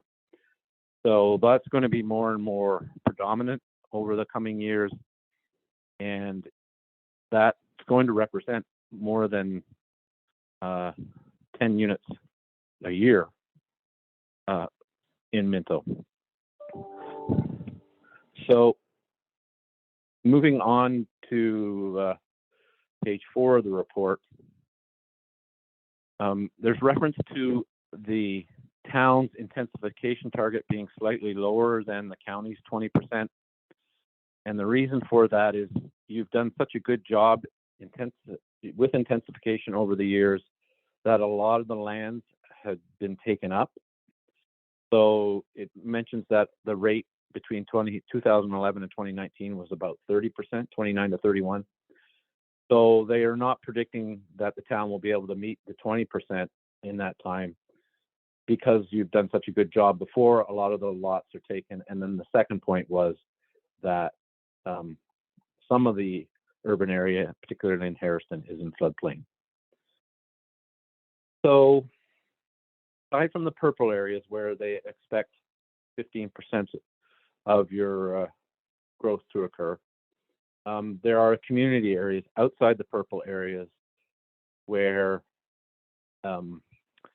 greenfield development is to occur. They got fancy short-term things called DGA and all those, so it gets very confusing. But I tried to simplify it by saying intensification is in the purple, and the greenfield will be in every other color of land. So yellow areas are residential, commercial is orange, and so forth. So in those areas, and also future development lands, in those areas, the rest of the growth for Minto is to occur.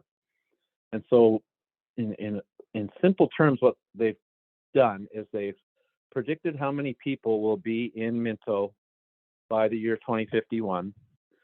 They allocated a certain number of them to go through intensification into the purple, and then the rest of them have to go into the yellow and green, or yellow and orange and other colors of land use in the rest of the urban area. And then if there isn't enough space in those urban areas, then they have to adjust those boundaries. So the chart at the bottom of page 4 shows their calculation of what land is needed in Minto through to 2051. So at the bottom of the column, if you're all looking at that chart, Harrison, you see the number 5 there? That means there's 5 hectares of surplus land in Harrison. There's 33 hectares of land deficiency in Palmerston, and there's 10 hectares of land in Clifford surplus in the urban area. So the net amount at the far right at the bottom is minus 18 hectares. So that is what they say is a shortfall in Minto in terms of whether there's enough land in the urban areas to accommodate growth. So at the top of page 5, that's the summary of the numbers. What happens then is the county in their study has suggested that there has to be a settlement boundary expansion in phase 3 of the municipal comprehensive review. So the county will approach the town, work with the town to try and identify where the additional land needed in Palmerston should be designated. Remember, you added as a council those lands in West Palmerston to make the urban area of Palmerston bigger back in 2020, 2021. Well, now they're saying that based on all the work they've done, that there's still more need for additional land in the urban area of Palmerston. Even though you already expanded it, there's still a need. And I think that's a good thing for the town. Remember when we expanded it previously, we had to reduce Harrison and Clifford a bit. I'm not sure if council recalls that. So the key here, I think, moving forward is that we ask the county to try and keep the land in Harrison and Clifford, the urban area, the same size, and that we expand Palmerston according to what they see as the need. And I'll get into a little bit more about that as we go on here, but does that make sense to council? Do you have any quick questions to clarify that point at this point in time? Questions for Bill at this conjuncture? No, I'm other than, go ahead, Deputy Mayor. Sorry, I didn't see your hand. Thank you, Bill. It's always a pleasure to listen to you, and this really makes sense. I mean, a lot of the things that you've said here today really makes a lot of sense for our future and our past. When you talk about infill, and when you Google infill, there's so many different definitions. I mean, I just kind of thought that an infill, we're living on an infill lot, but that's an infill lot. I mean, you can look at infill everything, infill developments. And I look at an example here. An example of a residential infill is to remove a single dwelling house and put 2 up. I mean, that's kind of common sense, but I mean, when you don't think it through. And so same thing with across the street from where I live, there's 10 lots over there. That's an infill development. Mm-hmm. And I mean, when you really look at that, that is, you're right. We're right on the curve, maybe ahead of it a little bit. Yeah, and I just want to make, thanks, Bill. I make a couple comments. One, seeing the percentage that we've done already, that's why I said earlier on, I give the council a lot of credit for what they were doing, have been doing, for the crisis that we didn't know was happening quite as bad as it is way back when we started that to get a little bit more density in our area. And secondly, Bill, you can imagine if we hadn't gone ahead and done the Palmerston thing when we did, where we'd be in Palmerston if we waited for the official plan. We've already, as you say, we thought we had brought enough in, but obviously we didn't when all these things were done. So it's great to see that, and the fact that we have to now go back to the county and ask for additional urban expansion in Palmerston. So Had we not done the other one, we would have been in big trouble. Well, I think, thank you, Mayor Bridge and Deputy Mayor Turton. I think you're both correct in what you said, and I think infilling is, and if you think back, at least in some of those sites, infilling was logical, but it wasn't always easy. I mean, there's lots of opposition, and if you think about what this report is saying to you, communities are going to be different than they were, say, when some of us were growing up, where it was exclusively single-family homes. I mean, if you're talking about 300 apartments in homes where they never used to be, that's different. If you'll be talking about more semis and townhouses and less single-family homes, I think that's just going to be the reality. Even though the density target is slightly lower, it still is going to change the communities, and I think it'll be for the better. I think that it's clear there's a huge housing problem in, well, basically North America, but definitely in Ontario. I can't believe how the prices have changed there. So if there's no more clarification questions. I think Councillor Johnson has a question. Sorry, Bill. Thanks, Mayor Bridge. Just a quick one, Bill. So if Minto's target is 15% on the intensification and the county is 20%, and you said the province has a handbook to follow, what's the province number, the provincial number? Is it 20% or is it higher than that? Great. So if I may, through you, Mayor Bridge, to Councillor Gunson, 20% is what's approved in the current county official plan. And I think, as I recall reading for other, I think it's Center Wellington and, well, for sure Center Wellington, they'll have a higher target. So that's essentially the province's target for Minto and Wellington County now is 20%. They'll need to approve the 15% for Minto when they approve this comprehensive review. So once this is approved, and I don't think there'll be an issue with the 15%, then that will be the target for the province, for the county, and for the town. Thank you. Councillor Elliott, go ahead. Bill, nice to talk to you again. I'm just wondering if will it be a moving target, just in case, which is quite possible, we've underestimated or overestimated the growth? I'll get, if I may, through you, Mayor Bridge, to Councillor Elliott. We'll get to that a little bit here. I think some of these standards, the 15% will be a standard. I don't think there'll be any implications if it turns out to be 10% or 25%. But I think our position as a municipality for the town has been to keep flexibility. So I think there's some things we want to keep as a moving target. So does that answer the question?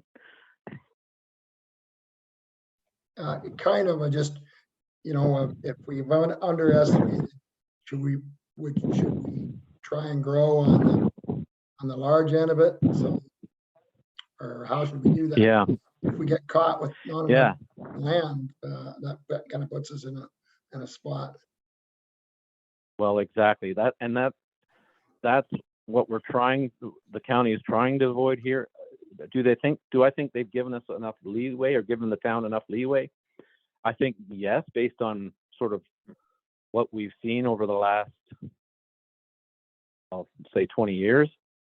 But if things go like they've been the last year or two, this is all going to change. But a comprehensive review is only good for roughly 10 years. So in 10 years, I'd be shocked to see that Minto, in 10 years, has put in another 700 housing units. It might have, but if it has, then it's going to be a pretty busy community. Yeah, probably not. And we'll have to change the target. Let's put it that way. Yep. Thanks. Okay, I think that's covered it, Bill. If you keep going, if you want to, you get some more to do. Go ahead. Yeah, I don't think it'll take too much longer. I'm into the comment section, and we've talked a bit about the first paragraph or two there about what the densities are. And when they include density now, they talk about not just homes, but jobs or people per acre. And so we really don't have a issue with what they've set for Minto. And I think what the first paragraph in that comment section is saying is we just need to monitor and make sure that's how it carries through. I don't think you want to see a really high density allocation of people and jobs, because then it really would change your community. I think they've tried to find the sweet spot here, and I think it's pretty good. Yeah. Okay. And then later on, I talk about some of the things I've already talked about as far as the subdivisions. They'll probably look different as we go forward. And housing attainability, as you heard Belinda talk about, and supply of different types of housing is absolutely critical. And this will help, I think. In terms of a thing that the county has done that's beyond the provincial handbook, and that's, I think, a good thing, and it's referred to in the second to last paragraph on page 5, and it talks about the need for larger scale format retail stores, so big properties for box stores or large stores like that. And they are sensing and bringing forward the idea that that is likely to soften, as they call it, and that the focus for retail may be more towards the smaller scale things that you see in traditional downtowns of communities like those in Minto. I personally feel that's a good thing. And what that means is that there may be, if you have large format kind of things coming to your community, there'll be extra steps for you to get that sort of stuff approved. But conversely, if you've got areas where you pre-zone for large format retail stores, they're allowing them to be converted to mixed use. And you talked about that as a council when you did the North Clifford planning area amendment, and the area on Elora Street, where there are some big properties that are designated commercial out there. We, in consultation with council and the members of the public and the county, talked about mixed use on those. So maybe allowing apartment buildings or townhouses to be integrated with commercial uses. And so the county has talked about that in this phase 2 report, and I think that's a good thing. But allowing that mixed use type environment is not something they have to do under the provincial methodology for this work. Right.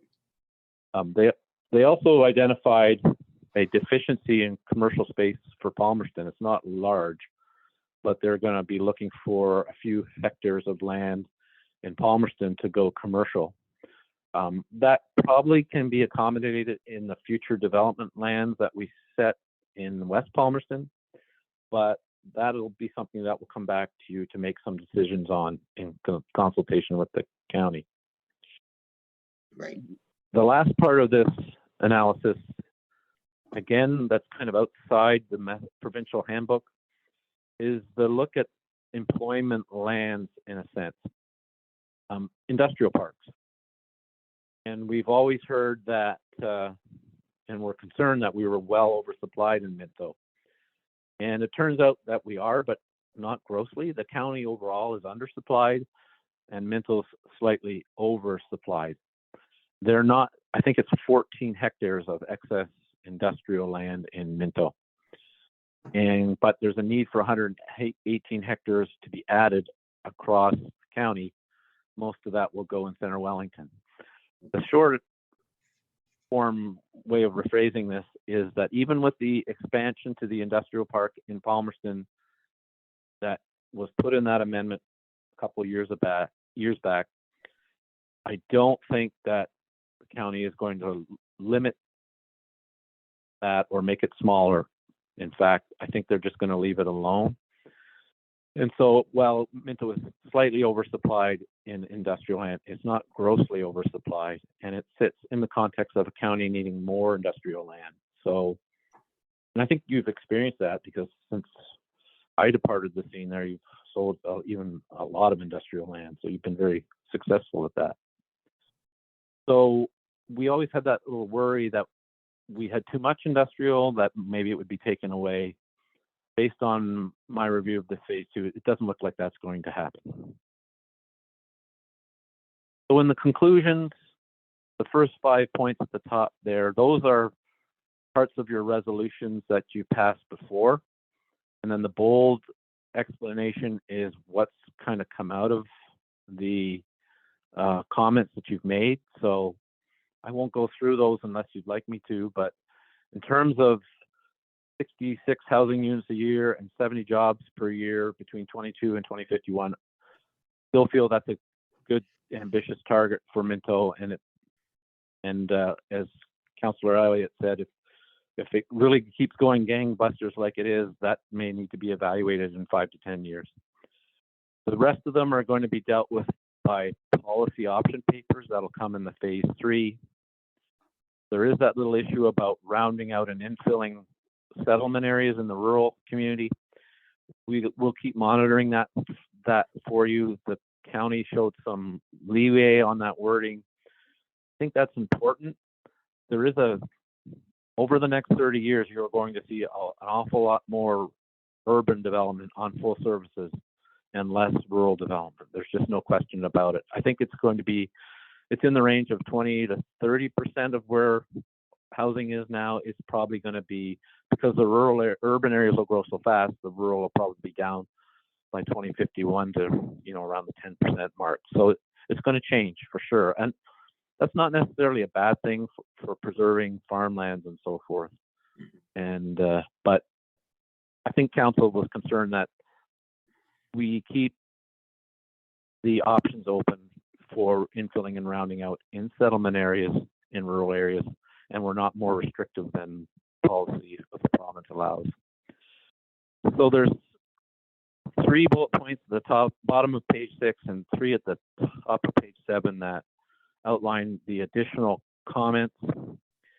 The first bullet point relates to the size of the urban areas in Harrison and Clifford. We don't want those to be reduced.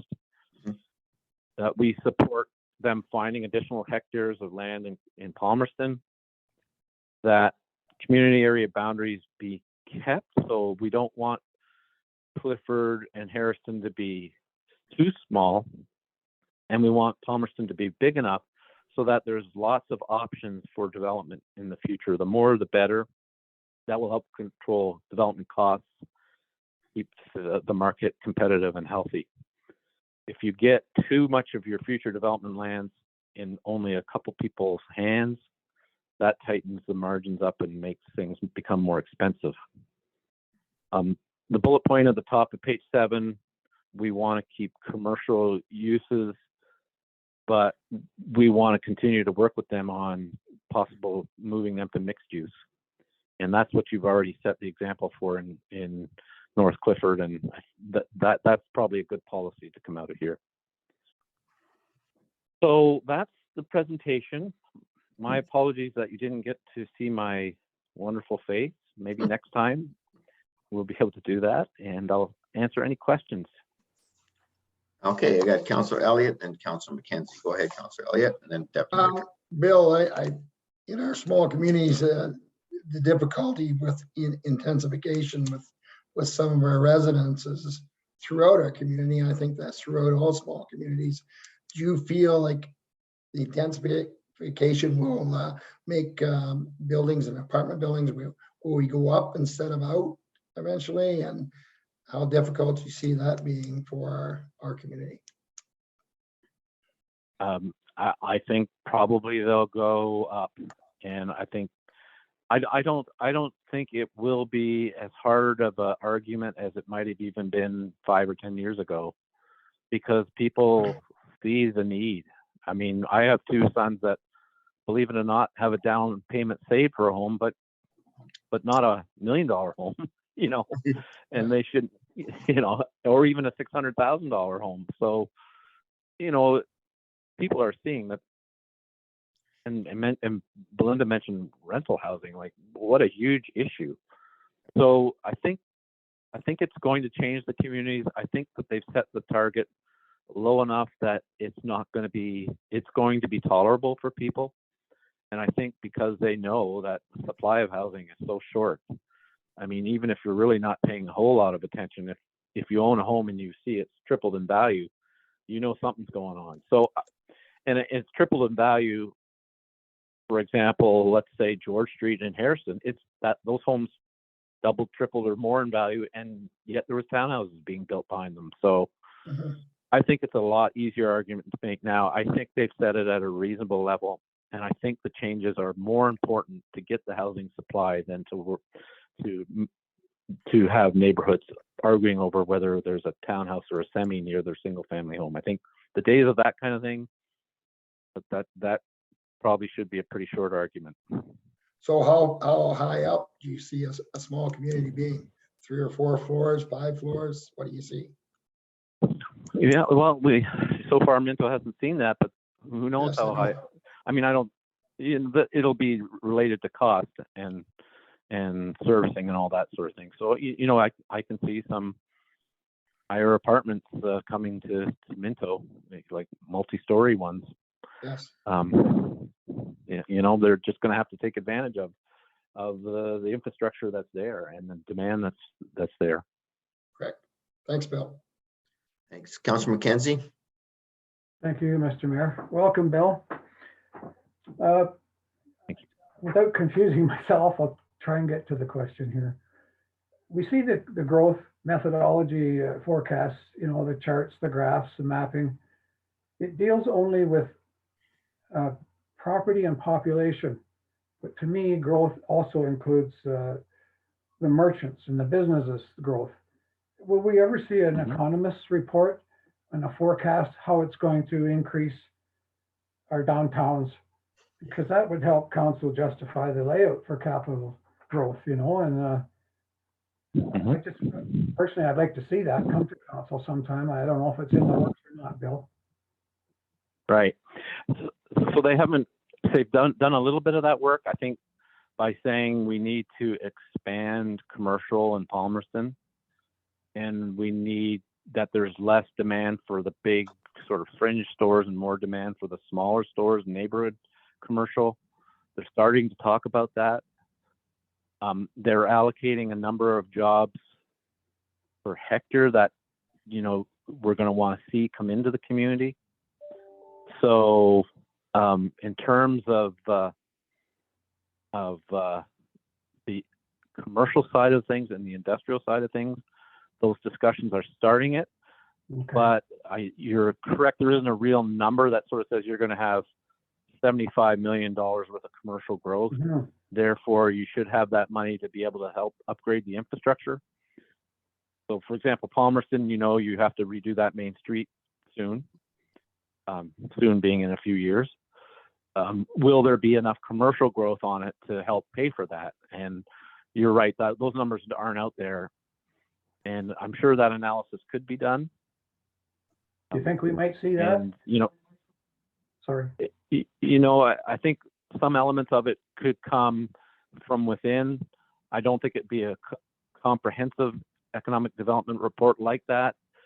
I'm not sure it would be needed, but I think you could start to talk about those things in your budget deliberations, and maybe in the economic development budget or the treasury budget, you would want to set aside a small an amount for a consultant to look at that if you felt like you needed that to help with your capital planning. I feel like that capital planning long term for infrastructure has been the biggest evolving issue. I know I talked about that with Derek before he left and some of the department heads. That seems to be what your biggest issue is going to be in the next 5 to 10 years. Thanks, Bill. Thanks, Mark. Deputy Mayor Turton, and then I have Councilor Anderson next. Yeah, thank you, Mayor Bridge. So Bill, I mean, we are so lucky to have you on our team here. And I think to myself, we're trying to go ahead. Our community is going ahead. Clifford's in great shape in reference to water and sewers. And I mean, the other two towns are a little bit behind. But when you look at Wellington County and the way they're, making predictions of growth and everything, is every county in Ontario doing the same thing? I mean, are they pushing this hard? And what happens if they're not? I mean, I look at us as very fortunate to have you and Chris and Triton working with us, but so what happens if we had been dragging our feet? I mean, how does that all work? If the province has to go in and say, this town or this county will do this, and they will do this, and they won't do that.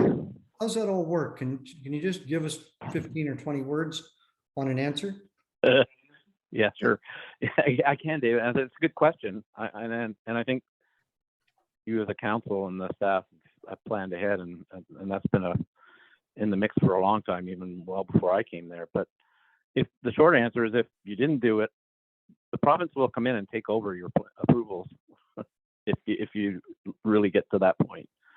So that is very unlikely to happen because the county is very responsible too. But in some municipalities, who knows? They could, if they don't like what they're seeing, they'll come in and take over approvals. It's happened before.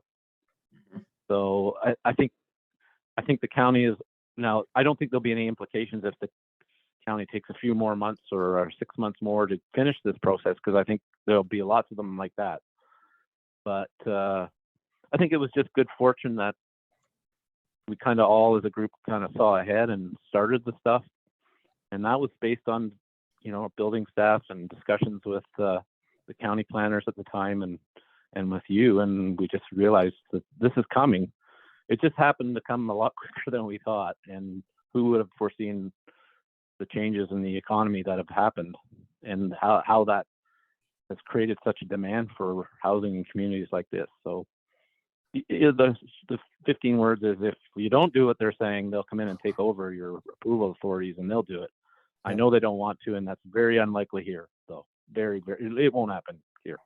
Just on that, Deputy Mayor Turton. So yes, this definitely, as Bill said, we're supposed to have this done across the province, all counties by July, and all residents. So whether that'll happen all the way around, I don't think it will, but we were ahead of the curve. I know some of the counties are out there that are way behind on this, and they're going to have to run pretty hard in the next little while. And you know what we've done with the 10-year plan on our infrastructure and all the other stuff we're working on, that's part of what the province wants us to happen. That's why they built asset management and all the other things and gave us some money for that. And so we're well on the way. And so I'm feeling more comfortable than I'm sure some other people that are sitting in these situations are. So good question. Councillor Anderson. Yeah, so hi, Bill. Nice to hear from you. Hi. I have many questions about all of this, and I've alluded to them previously, and following up on Councillor Elliott's comments and Deputy Mayor Turton's, we're looking, and clearly we're being pushed to have more housing, but that requires an overall change in our planning. As we found out with the last development we were talking about, they're bringing up clauses that are in our planning agreements or planning master plan that houses should be similar in a neighborhood. So it's going to have to be a major revamp of some policies to allow the intensification to carry on. And I don't know where the province stands on that sort of thing. And then we get into the bigger services besides stores, like the growth in Clifford, and we don't have a grocery store there. We can't mandate a grocery store to go there, but they're certainly going to need one. But healthcare, the cities are devolving out into the rural areas, and we have little small hospitals that are completely overwhelmed with the volumes that they're seeing now, never mind when we add another 800 homes. And that takes a provincial plan to look at the reorganization of people across the province. And how on earth do we get on top of that sort of stuff? Well, yeah, I mean, if I may, Mayor Bridge, I think I have an answer that might help, because that's a huge challenge. But in the next 30 years, Wellington will go from the 9th fastest growing municipality in the Greater Golden Horseshoe to the 3rd. I know. And so it's going to be growing like gangbusters here. And they talk about mixed use and they talk about residential, but they aren't talking about healthcare so much, although you would know more than I. But I hear some wranglings that post-COVID, there's concerns about capacity, there's concerns about quality of care, there's concerns about the number of beds per capita. And I think they've got to get on top of that too. And I think they recognize it. And if you just think on the housing side, you heard about, I can't remember the bill number, but it's the apartments and houses legislation, and it's been approved by the county, and I think it just went in. And that the province basically mandated that, but that was talked about for years, and we were kind of doing it in Minto anyway, but they just sort of within a few months they changed it and they did it. And I think they could do that with healthcare too. They just need to put their mind to it, and it's going to have to come with mixed communities and with all this growth coming. Yeah, it's just not, we don't have the services people need. And it's not fair to ask everybody to drive 2 hours to get to a center that can provide their care. And those hospitals don't want the people from our small areas. And that's just one of the problems. I mean, it follows with all the services that you need: ambulances, public health, home care. We're going to promise everybody they're going to stay at home. We're going to give them home care. How? Yeah. They're talking, but anyway, that's a bigger problem. But I was just curious about sort of the overlapping of all these things and how it has to go county-wide to look at the planning to allow for that intensification. Because we know we're going to get pushback. The not in my backyard is common, and you can't really blame people. They've had a nice little lifestyle up here and it's changing drastically, but nobody says they have to like it. No. It's just coming, whether they want it or not. And because of our proximity to the larger areas. Councillor Anderson, I know what you're talking about at our last public meeting, but some of that isn't quite as true as what it was said in that public meeting. So we're not going that far off our, and that development, by the way, comes in at 14%, not, and we're talking about 15. No, I understand all that, but there's going to have to be some collaboration on standards to allow us to proceed with this. And that's why we had that presentation today from Belinda. We have to educate our people to understand if we don't change our outlook and what our thought is, then we're not going to be able to give the people, like Bill said, his kids and my grandkids, they're not going to have that opportunity to be in our community. So, and we have to suck it up, and that's what it's all about. And those other big issues, I'll tell you right now, we're bringing them to the forefront from the Western Wardens, from AMO, and we as a municipality don't have the money for that. We need the money to come back from the province and from the feds. So we're definitely hitting them with it. And if they're going to move some of the population base out into our area, they have to move some of those other services out to our area. So I totally agree with what you're saying, and we're putting our voice to it as fast and as hard as we can. So by all means. And I just want to say thank you, Bill, and what Deputy Mayor Turton said. I think we have a big leg up here because of having you first as the CAO for all those years with that planning background. I know you never wanted to be a planner per se, because you always said that was, but you kept your designation.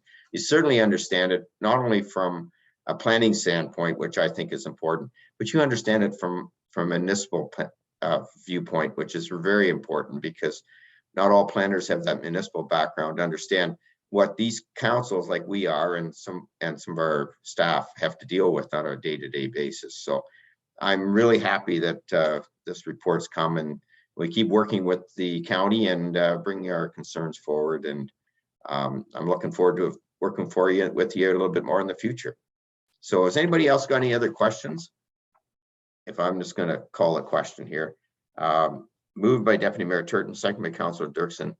The Council of Town Minto receives a report from CEO 2022-2 regarding the Wellington County Municipal Comprehensive Official Plan Review Phase 2 report and Council update report 5, and the Minto support the general direction of Phase 2 land needs draft report subject to the following. And I'm not going to read all the following. We've just talked about it. So anybody have any other concerns? We'll keep working with the county and with the province. Anybody opposed? That is carried. Thanks, Bill. Say hello to Terry for us. Thank you, Mayor Bridge, and I too look forward to working with you all. I've enjoyed carrying on, and the ranch that we were helping out with is in the process of being sold, so I'm able to take on even more work if you need it. So I'm sure that expressed we need. Yeah. I expressed that to Mark and Chris too. So if you have two able people helping lead you, and anything you need from me, just let me know. Thank you very much. Thanks, Bill. Thank you. Bye, everyone. Bye. Okay.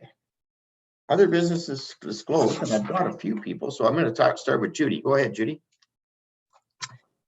Thank you, Mayor Bridge. I don't know whether it's appropriate to, because I remembered what my question was that I. Oh, you want that other question to be brought up now? You can. Well, I'll ask it, and if you don't know the answer, that's fine. But I've been approached by some of Dr. Doyen's patients who have been, I guess, making phone calls to different doctors' offices in the area, looking to see if anybody is accepting patients. And of course, the answer is always no. And so I'm just wondering, like, have Dr. Doyen's patients been communicated with that the other doctors are going to pick up this slack? Okay, maybe I can get Belinda to answer that. Yeah, there's more information going to be coming shortly. So like everyone did get letters of her will be coming forward. So I believe that is going to be being sent out very shortly in my conversation with Shirley last week. So yes, they will be taken care of by the 8 doctors stepping up to fill in, which is amazing of them to do so, because you're right, Councillor Dirksen, nobody's taking any more patients. So they're doing a good deed, because in other places, it's just been, you don't have a family doctor. So we should be very grateful to those docs stepping up. Yeah, we don't want everybody have to go to emergency, do we, Councillor Anderson? No, and I'm wondering, how are they conveying it? Because the patients do not know that. It's coming, Councillor Anderson, it's coming very shortly.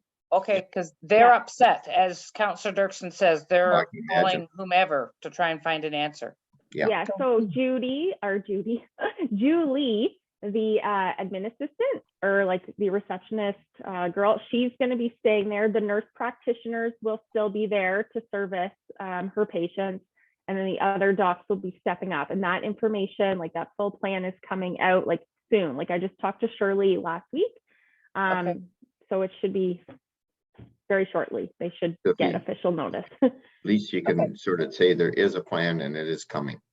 Yeah, and stop calling the doctor's offices, because there's no need to do that. You'll be looked after. To do that. So yeah, so that's good. That is good to know. Okay, thank you, and my apologies for not jotting. But that wasn't your actual. No, but I do have another little public service announcement here. I just wanted to remind everyone that agriculture in Ontario is in full seeding mode. So there's lots of equipment on the roads, which includes here in Minto, of course.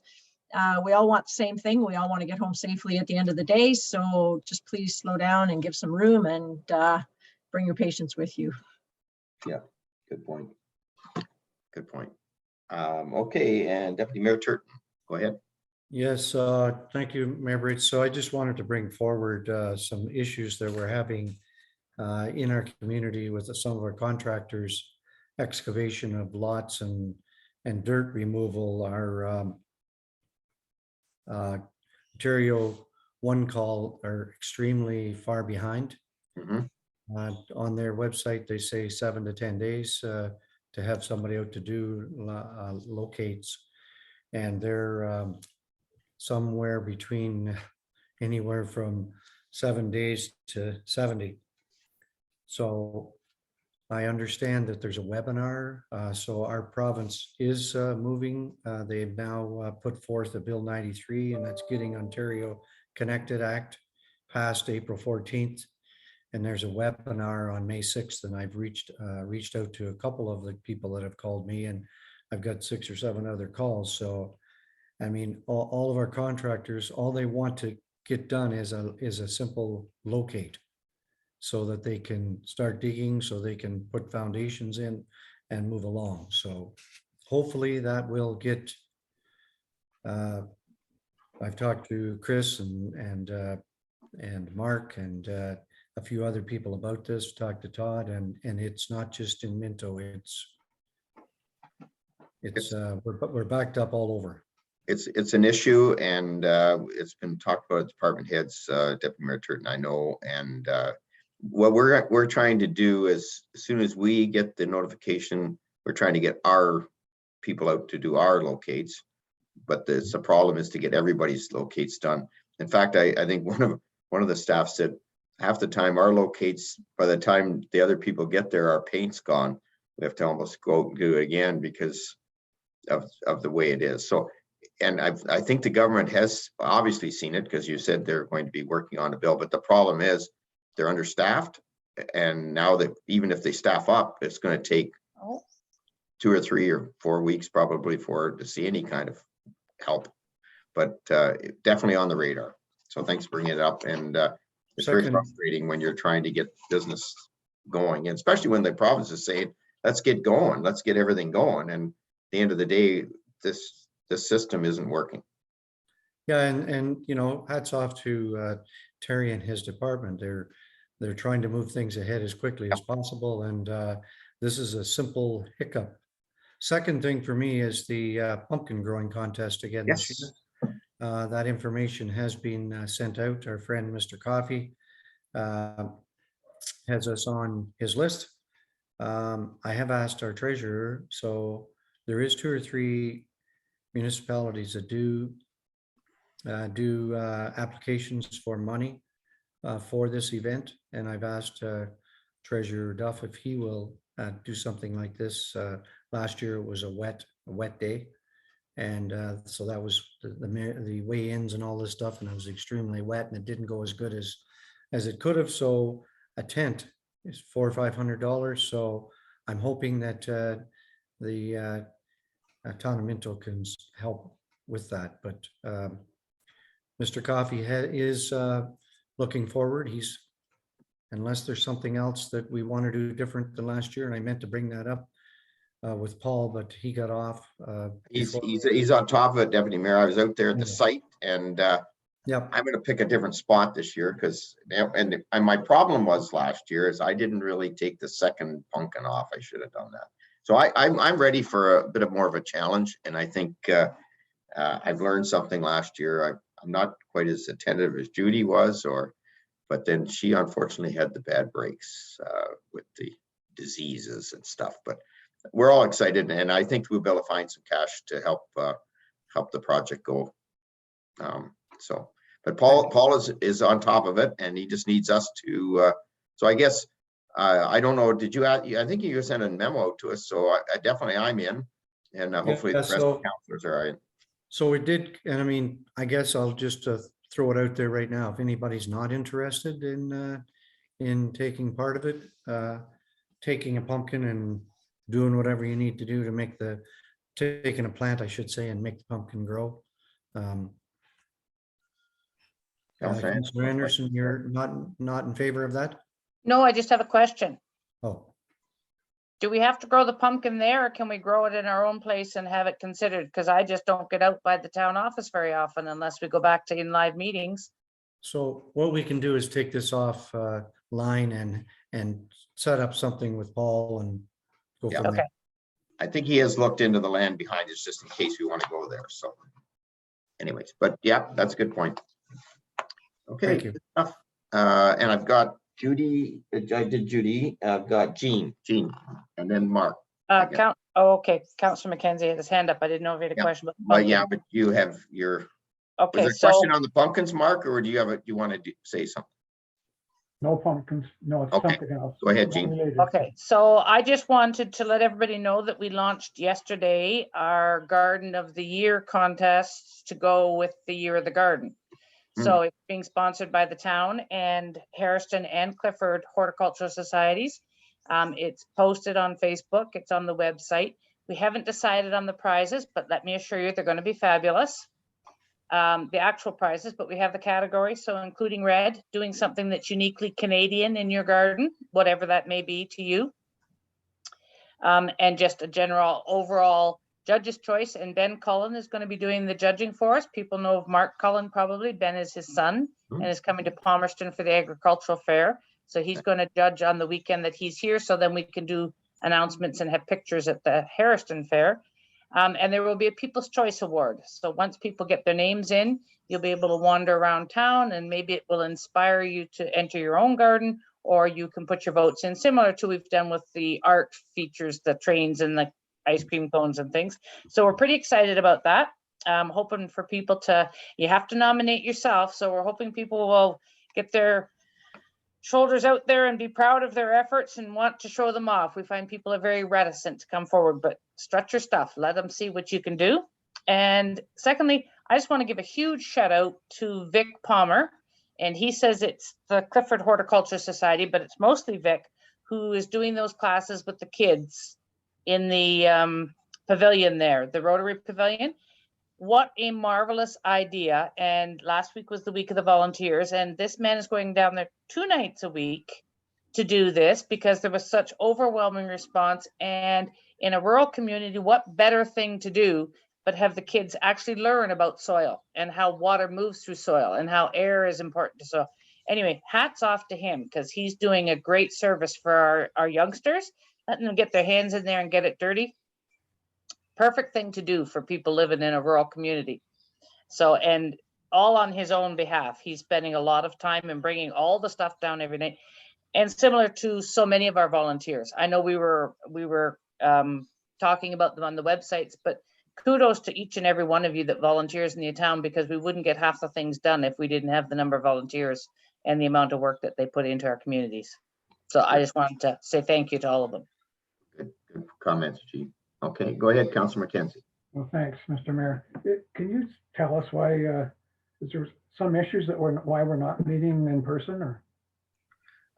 So we're hopefully going to start that in June, Councillor McKenzie. It was when we renovated all there was some backlog on some supplies for the sound system, and I believe it'll be, Mark can maybe give you an update, but I think the idea was to start in June. Was that not right, Mark? You have a practice or something? Thank you, Mayor Bridge. Through you to Councillor McKenzie. We are waiting on a few pieces of equipment, and we are hoping to be back in person in a hybrid fashion in the month of June. Yeah. Thanks. Yeah, but good question. Yeah, it's coming. I do. It looks great, but there is some of the stuff that we don't see that isn't there that we haven't been able to get yet. So. Yeah, Councillor Elliott. Now I don't know. Like, you guys didn't put your hands up earlier. Now what's going on here? I just want to comment on Councillor McKenzie's. If we go back to a hybrid situation, are we going to allow councillors to go on Zoom all the time, or? No, we passed our policies and procedures on that, Councillor Elliott. So what were the procedures? Well, I don't. Quinn, did you have? I'll bring you back up to date. Maybe we won't get into it right now, but I do remember. I don't think we had an exact time that you can't be on or whatever. I think we left it fairly open. But the idea is if you're sick or if you have a situation or you're traveling or whatever, that you'd be able to do it. But Councillor Quinn, can you maybe bring us a quick update on that? Because I don't want to get into debate on it because No, I'm not into debate. I'm just wondering about that. Yeah. Yeah. Okay. I don't know if it was earlier this year or last year, but when Clerk McRaw brought forward the new procedural bylaw, there is a portion in there that talks about the hybrid meeting process and how councillors can be not necessarily approved for electronic, but under what circumstances we would allow them to participate electronically, because once the province went out of their state of emergency, you technically weren't allowed to anymore. Didn't count towards quorum. So I don't recall off the top of my head what those circumstances were, but I know that they were listed in there, and I can have Annalene send that out again if you'd like. It might be good just to send you out that what we approve, just so because it's been a while since we did it. So fair enough. Yeah. Okay. All right. Anybody else? I just want to sum up a little bit, and it's a season that I always find very troubling. And I know a lot of the councillors have had some calls and whatnot. And I just want to say, I mean, I've been talking to the staff. It's hard on them. We've had a miserable spring. Unfortunately, as soon as the snow goes, I was getting calls about boulevard replacements, and we had 2 snows after that. So as soon as you had a nice day, everybody saw the snow gone, and then there was, the boulevards were wrecked, and they thought, well, when are they going to get out and do that?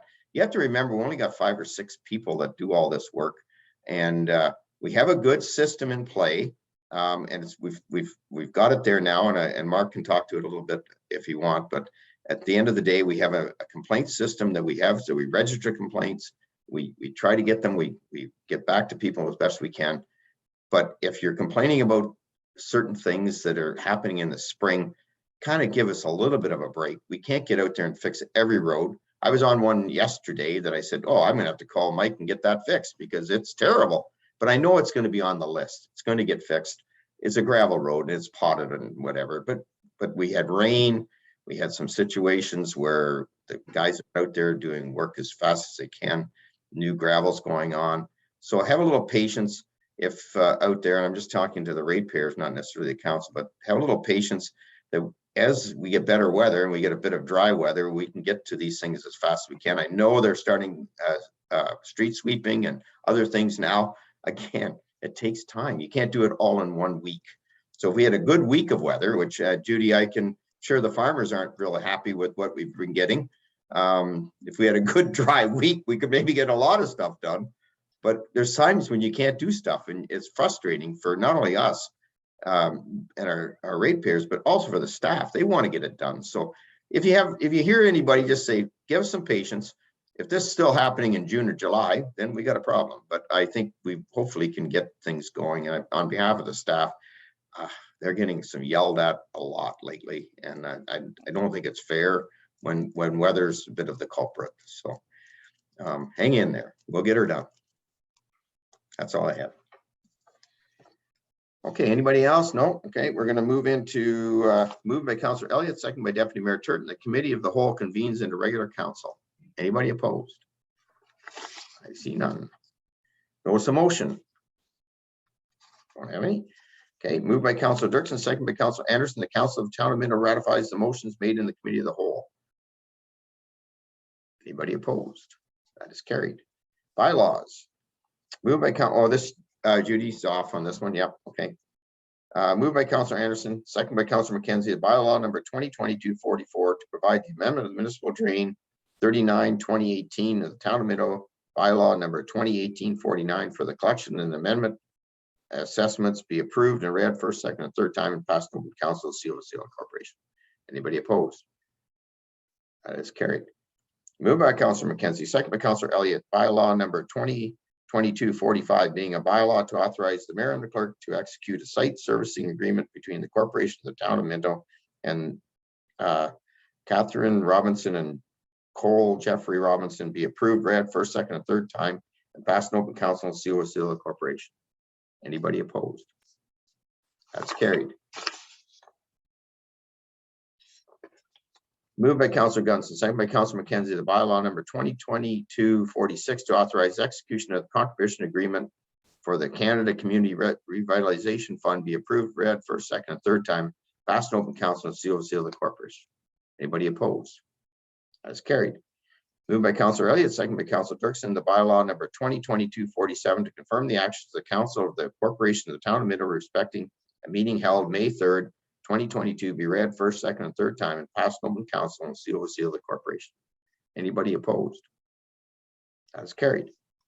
Moved by Councillor Dirksen, second by Councillor Anderson. The council of the Town of Minto adjourns to meet again to call the mayor. Thanks everybody for a good meeting today, and anybody opposed to that?